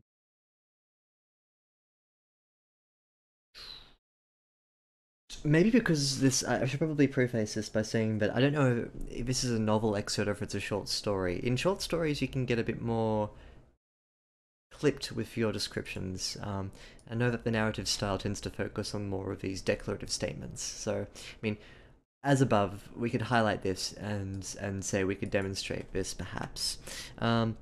This may be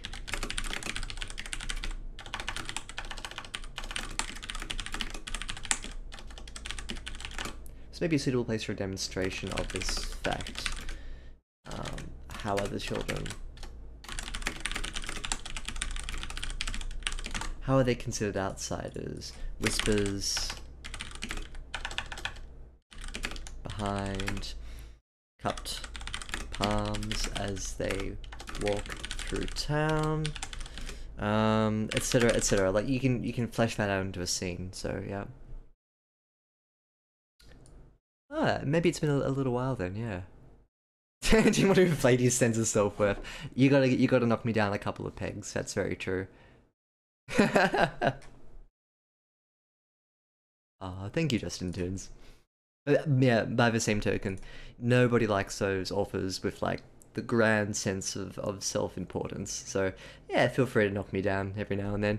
Keep me honest. Keep me grounded. Oh, cool. Nice. I didn't know they even had like a was it a job or is it just like you send in specific um points, like you send in specific card suggestions? That sounds interesting actually. Hey Cuddly Clem. Hi. Hey. Welcome.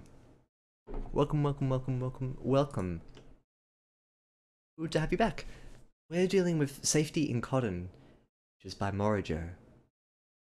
And what was I going to say? I think we're about a bit under 3/4 of the way through the story. Whoa, damn, that's good. That'd be a pretty nice job.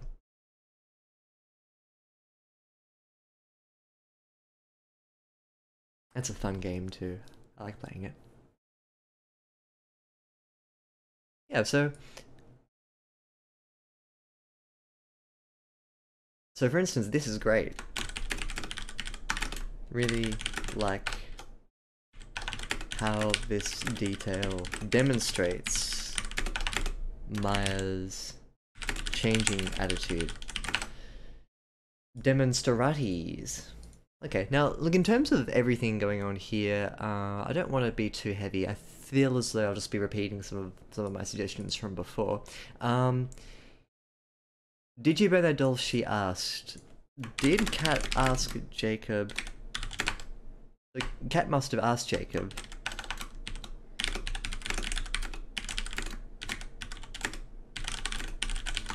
If so, perhaps get the narrator to declare this fact before we get into this scene, and that way it'll help the "there was no doll" reveal be a bit smoother. Nice. Yeah, so I don't want to do too much line stuff here. I think we've done plenty. I'll try and finish off the story today. Yep. Some good dollars indeed. I would like some of those dollars.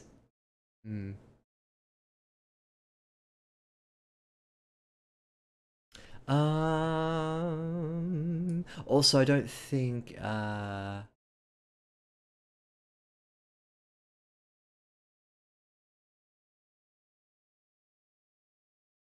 can you split this detail over a few sentences?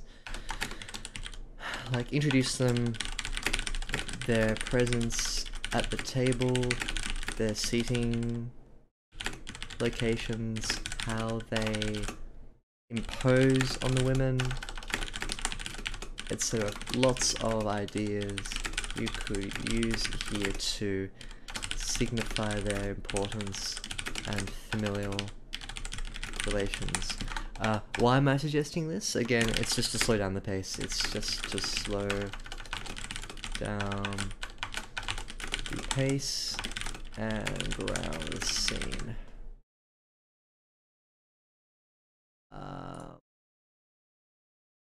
This is suggesting this to slow down the pace and ground the scene. Nice.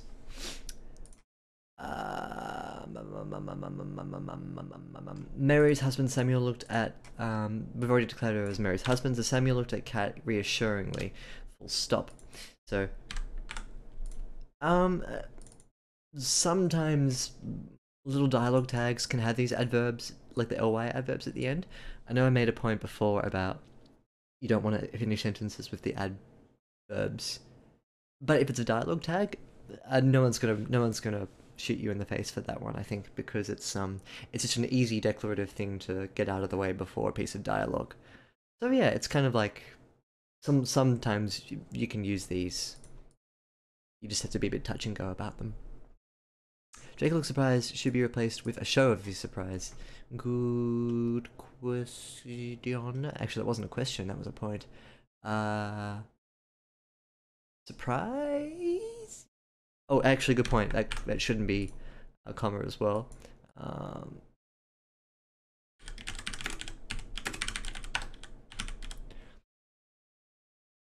think Jacob raised his eyebrows. What doll demonstrates surprise a lot better than look surprised. Good suggestion. Head first, like an.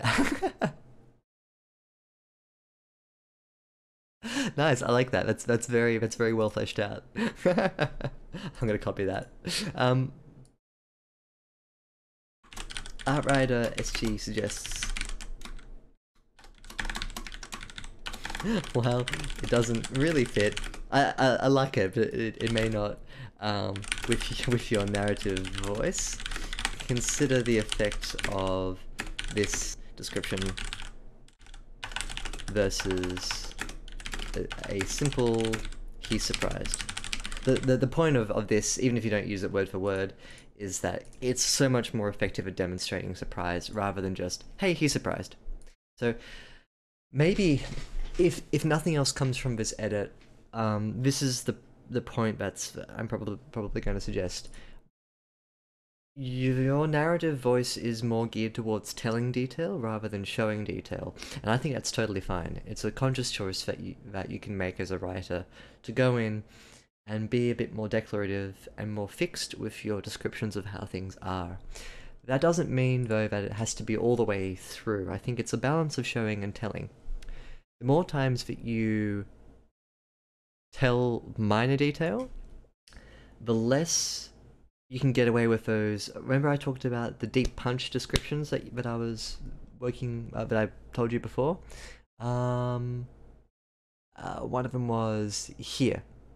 So this will be, in most other stories, a suggestion where I would ask you to demonstrate this fact. But because you, in your narrative voice, like to tell detail, I'm already primed to receive it. Now, that would be stronger, those points of deep telling punches, if you don't do it for the minor details. Telling detail is fine if it's not backdropped against always telling detail. If you demonstrate detail elsewhere, the times where you tell the detail will be much stronger. So that's my advice here. It's not to convert your whole writing style into demonstration and showing, but rather to know when to tell and when to show. Don't tell with minor things, tell with major things. Demonstrate with minor and major. That's my suggestion. Yeah. I think description is too extreme. Yeah, it is, yeah. But I think Outrider was just, yeah, as you said, demonstrating. Hmm. Hmm. Yeah, yeah. And I think, as demonstrated by this little exchange here, I think we're all in agreement there.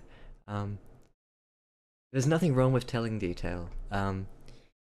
But there is something wrong with the whole story being told to you rather than demonstrated and shown. Yeah, I think we've got that point across really well, actually. Um,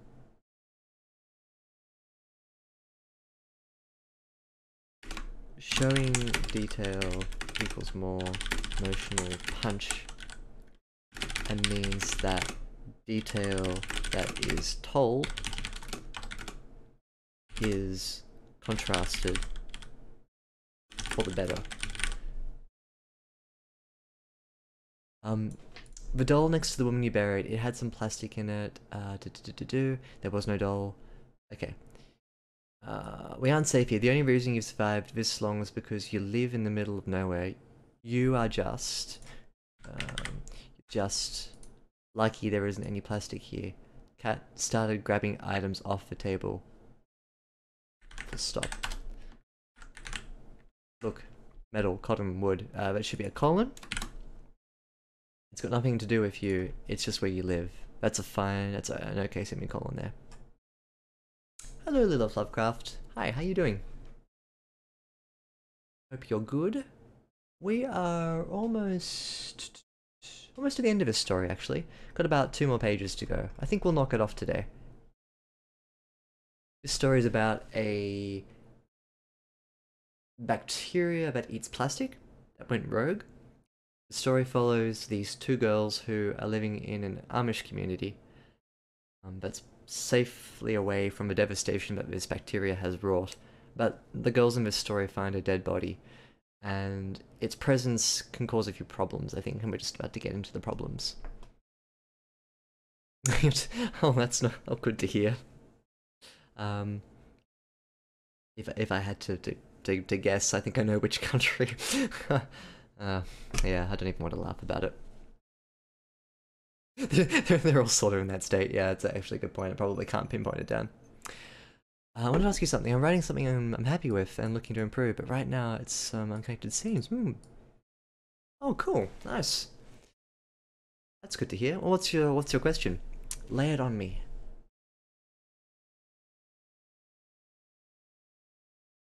Samuel looked resolute. Yeah, again, demonstrate this.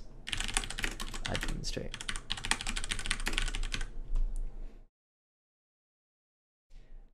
And then with a full stop as well. They're disjointed and unconnected. Okay. I think I know the problem that you're describing. But you're finding it difficult to link those ideas together in a way that makes it like a smooth read? That's my guess.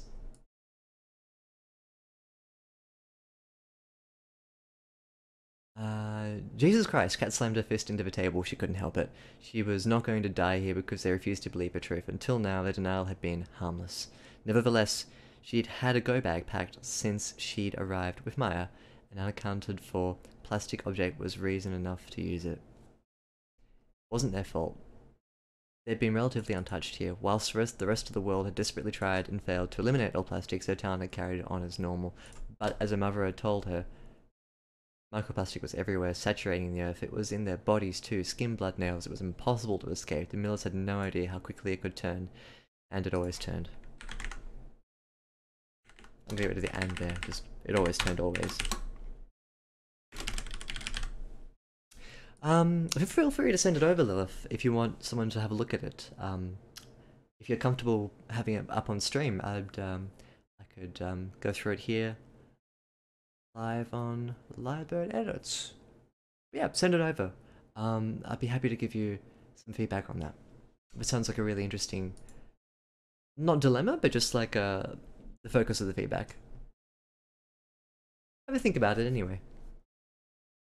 Or run with capital A for, and it always turned, always. Or run with capital A. It's managed to like a threat. Do you mean like the one that I did, or just here, like how quickly it could turn always? I've got full stop, it always turned, full stop, always, full stop. A scream came from the bedroom. Kat cleared the stairs in seconds and found Mary Miller.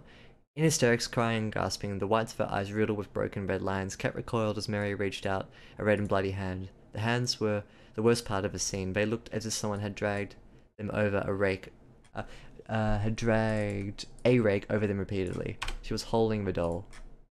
It was under my pillow. Kat didn't wait to see what was coming next. She'd seen it all before. Okay, cool. So, okay, nice. We have confirmation that Kat's stoic about the plastic infestation. So, above, before the corpse, when we're at the corpse, demonstrate this stoicism to us.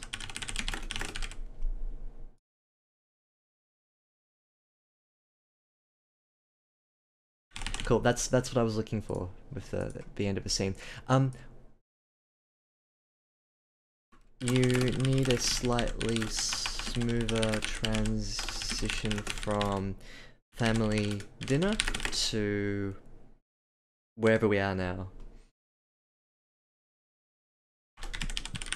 I'm not sure when this is taking place in relation to all the other events that we've just borne witness to. Keep writing, give it to you when it's done, bit by bit. Nice. Yeah, take your time. Let me know when you'd like me to have a look at it. It's good to write through tough times, I find. Sort of, like for me at least, it gives a focus. You can sort of treat it a bit like therapy, but not at the expense of having actual therapy. You just sort of use it as like a sort of downtime kind of thing. But yeah, send it to me whenever you're ready, and I hope you're good too. Hope things in your life are okay. The plastic is a substrate to a plastic-eating bacteria that we're told has been devastating the world, but we haven't really seen how yet. Oh, that's no good, Outrider. Oh, sorry. In terms of sorry, I thought you were being anxious about something too. Everyone's got anxiety. But this is just in relation to actually having it on stream. Yeah. I think I treat you guys fairly well too. So, yeah, I can understand why it would be a bit shocking for the first little bit. But then you just sort of, yeah, get into the rhythm, hopefully. What's the name of the book? Tell me. I'll pop back into the edit too. Let me just one touch and she would suffer the same fate. Oh, sorry. The bacteria would consume what it could from Mary, just one touch, and she would suffer the same fate.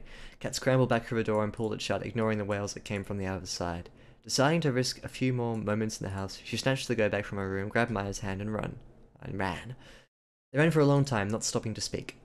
Her mother's last words were fresh in her mind. Don't stop running. They kept... Oh, that's good repetition. Good. Nice use of the opener. Love it. Yep, really good. They kept away from the road, trekking deeper into the woods. She staggered against the undergrowth, which seemed to be trying to pull her back into the earth with every step, dragging Maya with her remaining strength. They were getting further away. She'd been aware their former home had been set on fire. Perhaps Jacob had the good sense to do it, or perhaps the neighbours had heard the screams. The smell of burning was seared into her nostrils, but she could no longer see the smoke through the trees. There's an expression about smoke in trees. She'd been aware their former home had been set on fire. No.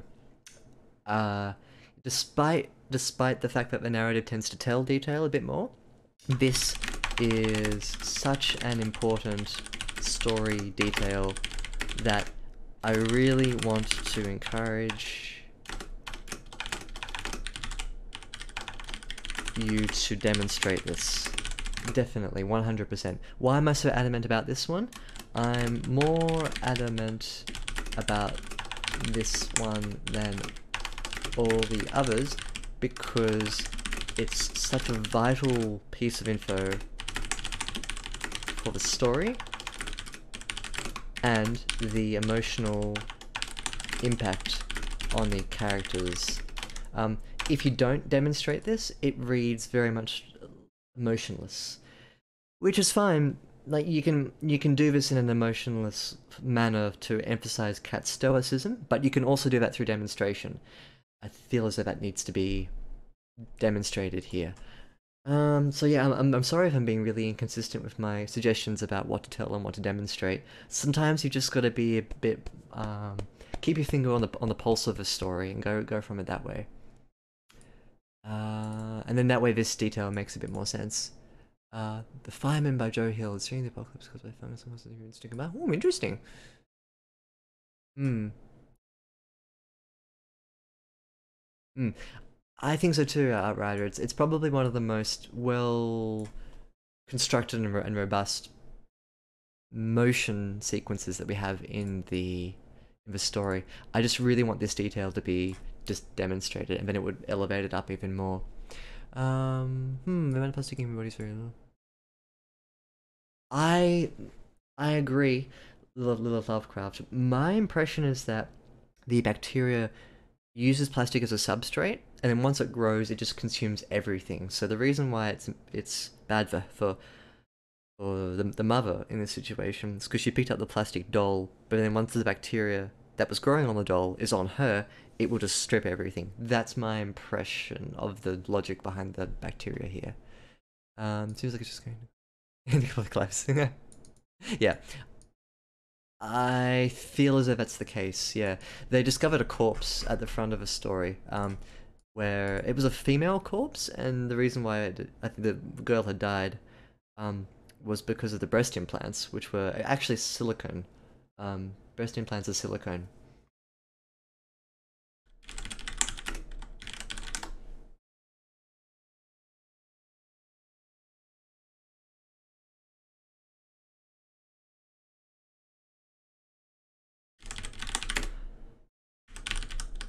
Let me just look up a bit of a science fact.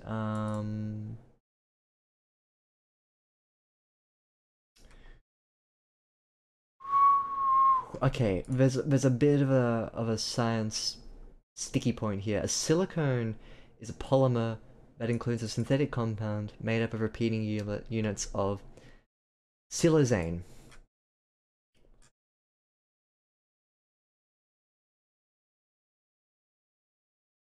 Siloxy.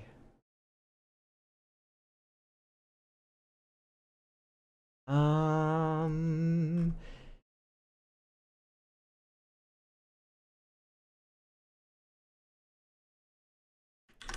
I'm gonna make a point about this.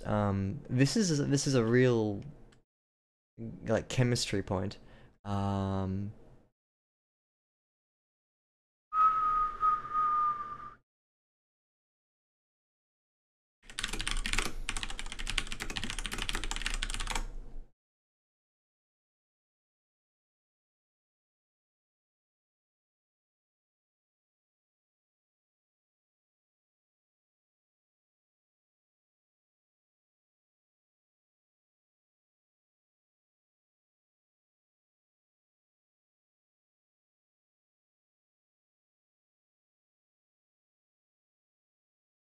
um,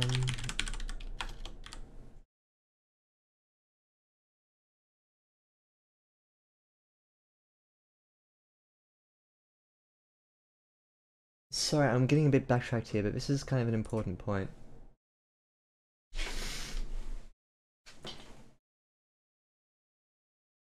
Um,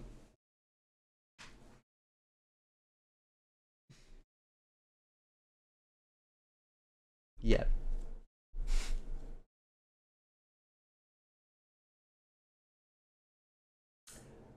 Breast implants aren't made of plastic. They're made of silicone, which is a synthetic equivalent to a functional plastic. My girlfriend works at a medical devices company, and this was like one of the demonstration units that she was given. Um, I don't know. I don't know why I have this. It's kind of cool though. This is a breast implant. Why do I have this? But yeah, this is a breast implant, and it's a dud unit. It's not for surgery, so I'm not going to use this. Don't worry. Um, but this is not made of plastic. It's got a gel fill inside of it with a silicone outer shell. Um, yeah, Libo breast implants. What do you know? I this actually came in handy. Also, it's a really good like wrist rest. Like if you add a computer for a while, it's really comfortable. So I'm gonna make this point here that I am not a full expert on the chemical composition of implants. I'm not I'm not a full expert on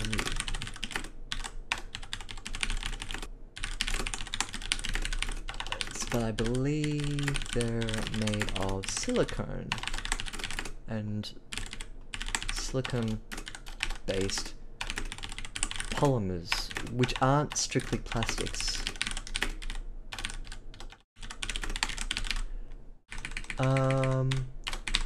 I'm fully prepared to be wrong on this because I can't make a like a full-blown statement about the veracity of implants. I did rest.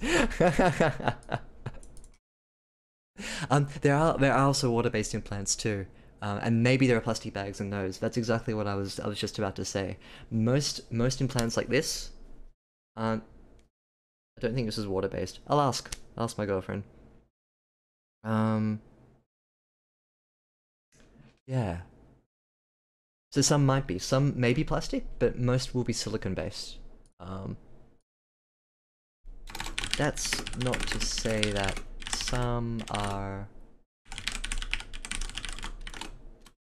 Maybe just confirm this in your own research.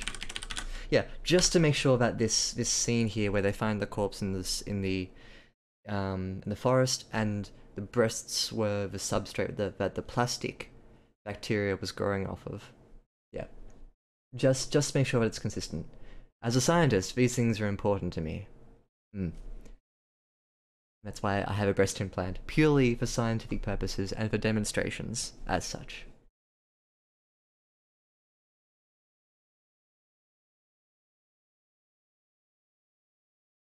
Yeah, you're right, Lilith Lovecraft. Silicon is also theorized base for extraterrestrial life, as opposed to carbon. I've heard that before.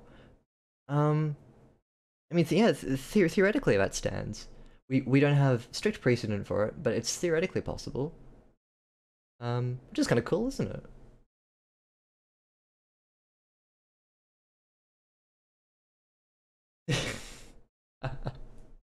they're funny. They're funny looking things, aren't they? They're um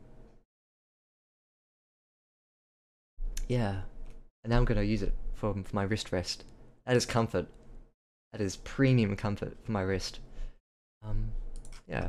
That was a nice little diversion. I'm glad I brought that over and showed it off. I was thinking it could come back to bite me.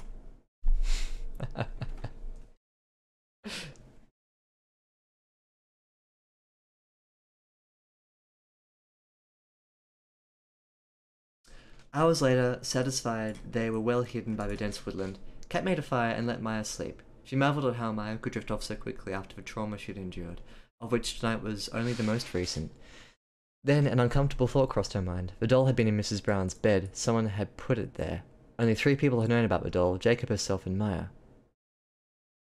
Just reiterate. So just reiterate that Jacob knew. Yeah. If you take the comment about Jacob knowing up here in the dialogue tree, I think that would probably iron out that not it's not an inconsistency, it's just you need to make sure that there's a scene in which Jacob has the knowledge imparted to him, because the way that the scene worked at the start was that the 2 girls saw the body, they went home. I don't think they even told anyone, but there seems to be an impression that they told people, so you need to have them tell someone and show us that. She didn't want it to be true, but the thought wasn't as shocking as it should have been. Perhaps that's what growing up at the end of the world did to a child. She knew she should probably run, get far away whilst Maya was asleep, but to where? What was left of the world beyond the woods? Was anything or anyone still out there? The answers were more frightening to Kat than the murderous child who slept softly at her feet. Her head rested against Kat's leg, and her knees were tucked into her chest, trusting Kat to protect her. Kat didn't want to be alone again, and despite what she'd done, Maya made a better companion than loneliness. They could survive together.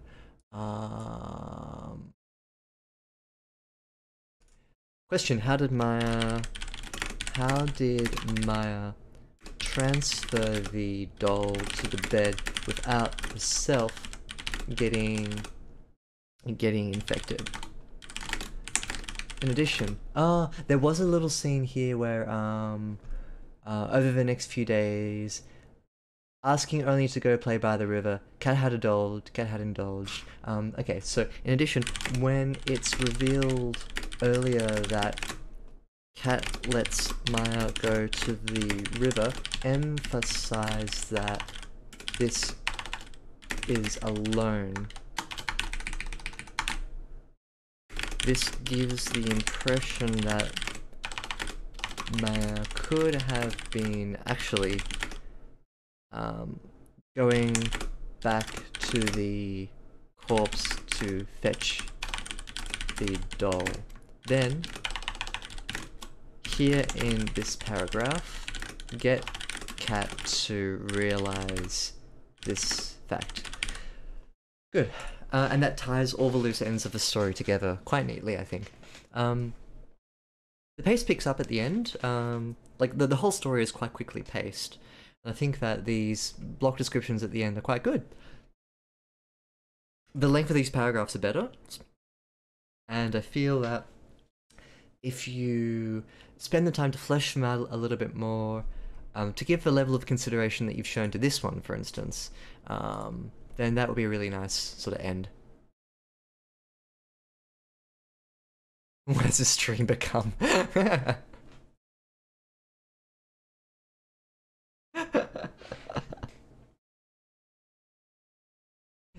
if you're good, I'll show you more titties next time.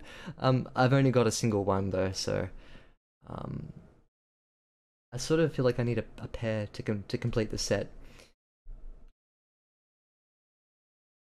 I'm not going to give any context to that for 667. No, actually, I will. I've got a dud breast implant that my girlfriend gave to me. Not on my body. It's outside. Here it's this. Here it is. It's this. But this actually came up in stream because This story deals with plastic-eating bacteria. And at the very start of the story, I feel like I need to justify myself now, having shown you a breast implant. This body had a these two girls found a corpse with that was the victim of this plastic-eating, flesh-eating bacteria. And about three-quarters of the way through the story, I had it in my head. Wait, some breast implants, most breast implants aren't carbon-based, they're not plastic-based, they're silicon-based. So I brought over my fake boob to show off to the stream. Okay! Yes! Lyrebird breast implants. I never thought... Yeah, to quote Justin Jones, what has this stream become? A den of perversion. Thanks to Morrijo for sending this in. This has been really interesting to work with, because I like how the story is set out. There are some really cool elements here. I love the plastic-eating bacteria. I love the little isolated community. This is a 2,000-word story. This could easily be 3.5, 4K words. Just with some additions, with some scene-lengthening elements. I want more detail about where we are. I want more detail about the emotion behind these scenes. The emotion needs to eat into her as she's running. Good time to dial the emotion up. In addition, I think there was another place where I wanted. There was one place in the story where Maya's clothes are described, and I think blue was one of the. Where is it? Yep. Blue sleeves and loose button-down back. This detail should be earlier on in the story so that the reader can picture this when they first meet Maya. It's just a detail that you need to sort of push forward up the front. Two things to say about the story. Flesh out the beginning. Take some time to ground everything, introduce us to the characters, tell us what they look like, tell us what the world looks like. There's some great detail here in the purple and the green that can be pushed up. And in addition, have a bit of a think about how you want to tell detail and show detail. I'm fine with the scale being on tell, that's fine. But I feel that there are some really great points that you can describe the detail in a lot more, in a physical sense. Body language, motion of characters, that would really elevate the emotional level of this story. Had snuff boobs, one stream. One boob, one stream. I think we've filled our boob quota. My goodness, 155k. Wow. Yeah, sure. All over stream. I will start right now, and I will just stream continuously. It'll take me a good couple of weeks, but just of non-stop streaming. Yeah, I think if I was going to edit something that large, we'd probably have to to some sort of payment agreement, and probably not right now because I'm submitting a PhD thesis. Same deal with Pumpkin Pie Addict actually. Once I submit my thesis, if he's still interested in edits, I could ask him. But yeah, as enthusiastic as I am about the volume of your story, congratulations by the way. That's a good effort. Most definitely. But I cannot commit to an edit right now of something that long, especially over stream. My goodness, that'll take forever. Good. Time to head off. Thanks for joining me today, guys. Thank you for making this a very interesting, very fun stream with complete with fake breasts. We'll do for cash. Tempted, yeah. I'm considering. I mean, I knocked back Pumpkin Pie Addict earlier in the year because of the thesis. And I really can't take anything on right now, again, because of the thesis. But once I finish, I mean, why not? Also, I can read Juxtaterrestrial's story then, I can be a beta reader. No, thank you, Saika. Thank you for sticking around. Thank you for being with me when it was just us. You missed the boob, Saika. You missed the fake boob.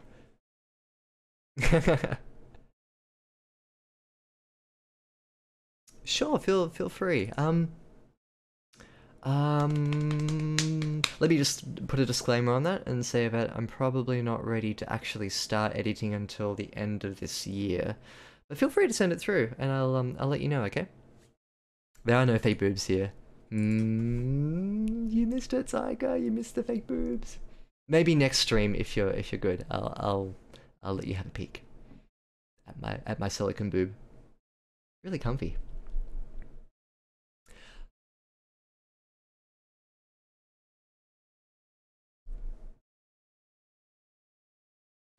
We can have like a competitive tender process, Outrider SG. Stealing my clients, man. That's all good.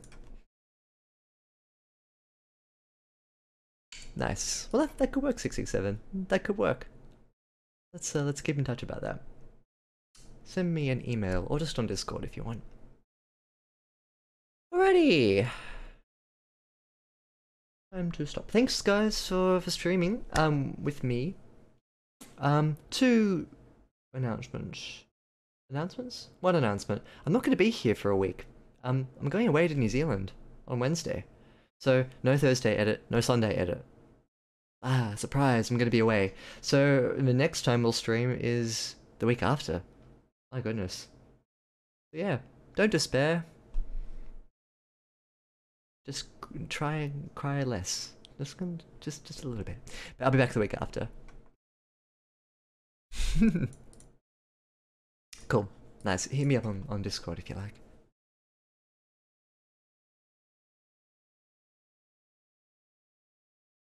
Yeah, actually, I don't know if I'm going into the direct Hobbit town, but we're going in like all through the area where Lord of the Rings was filmed. So that should be really fun. Oh, we got a pretty good share of humor from our Australian politicians. They're not fantastic human beings, but they're funny and mostly harmless. English ones, very proper. Yeah, I know, lucky me. We live so close. It's just like a 3-hour flight from us. Nice. Alright guys, thanks for joining me. We'll catch you in a few weeks then. And maybe if you're good, I'll reintroduce the silicone boob to you again. Only if you're good though. That's as a reward. Braindead, I don't know what that movie is. I'll have to look it up. Anyway, catch you later.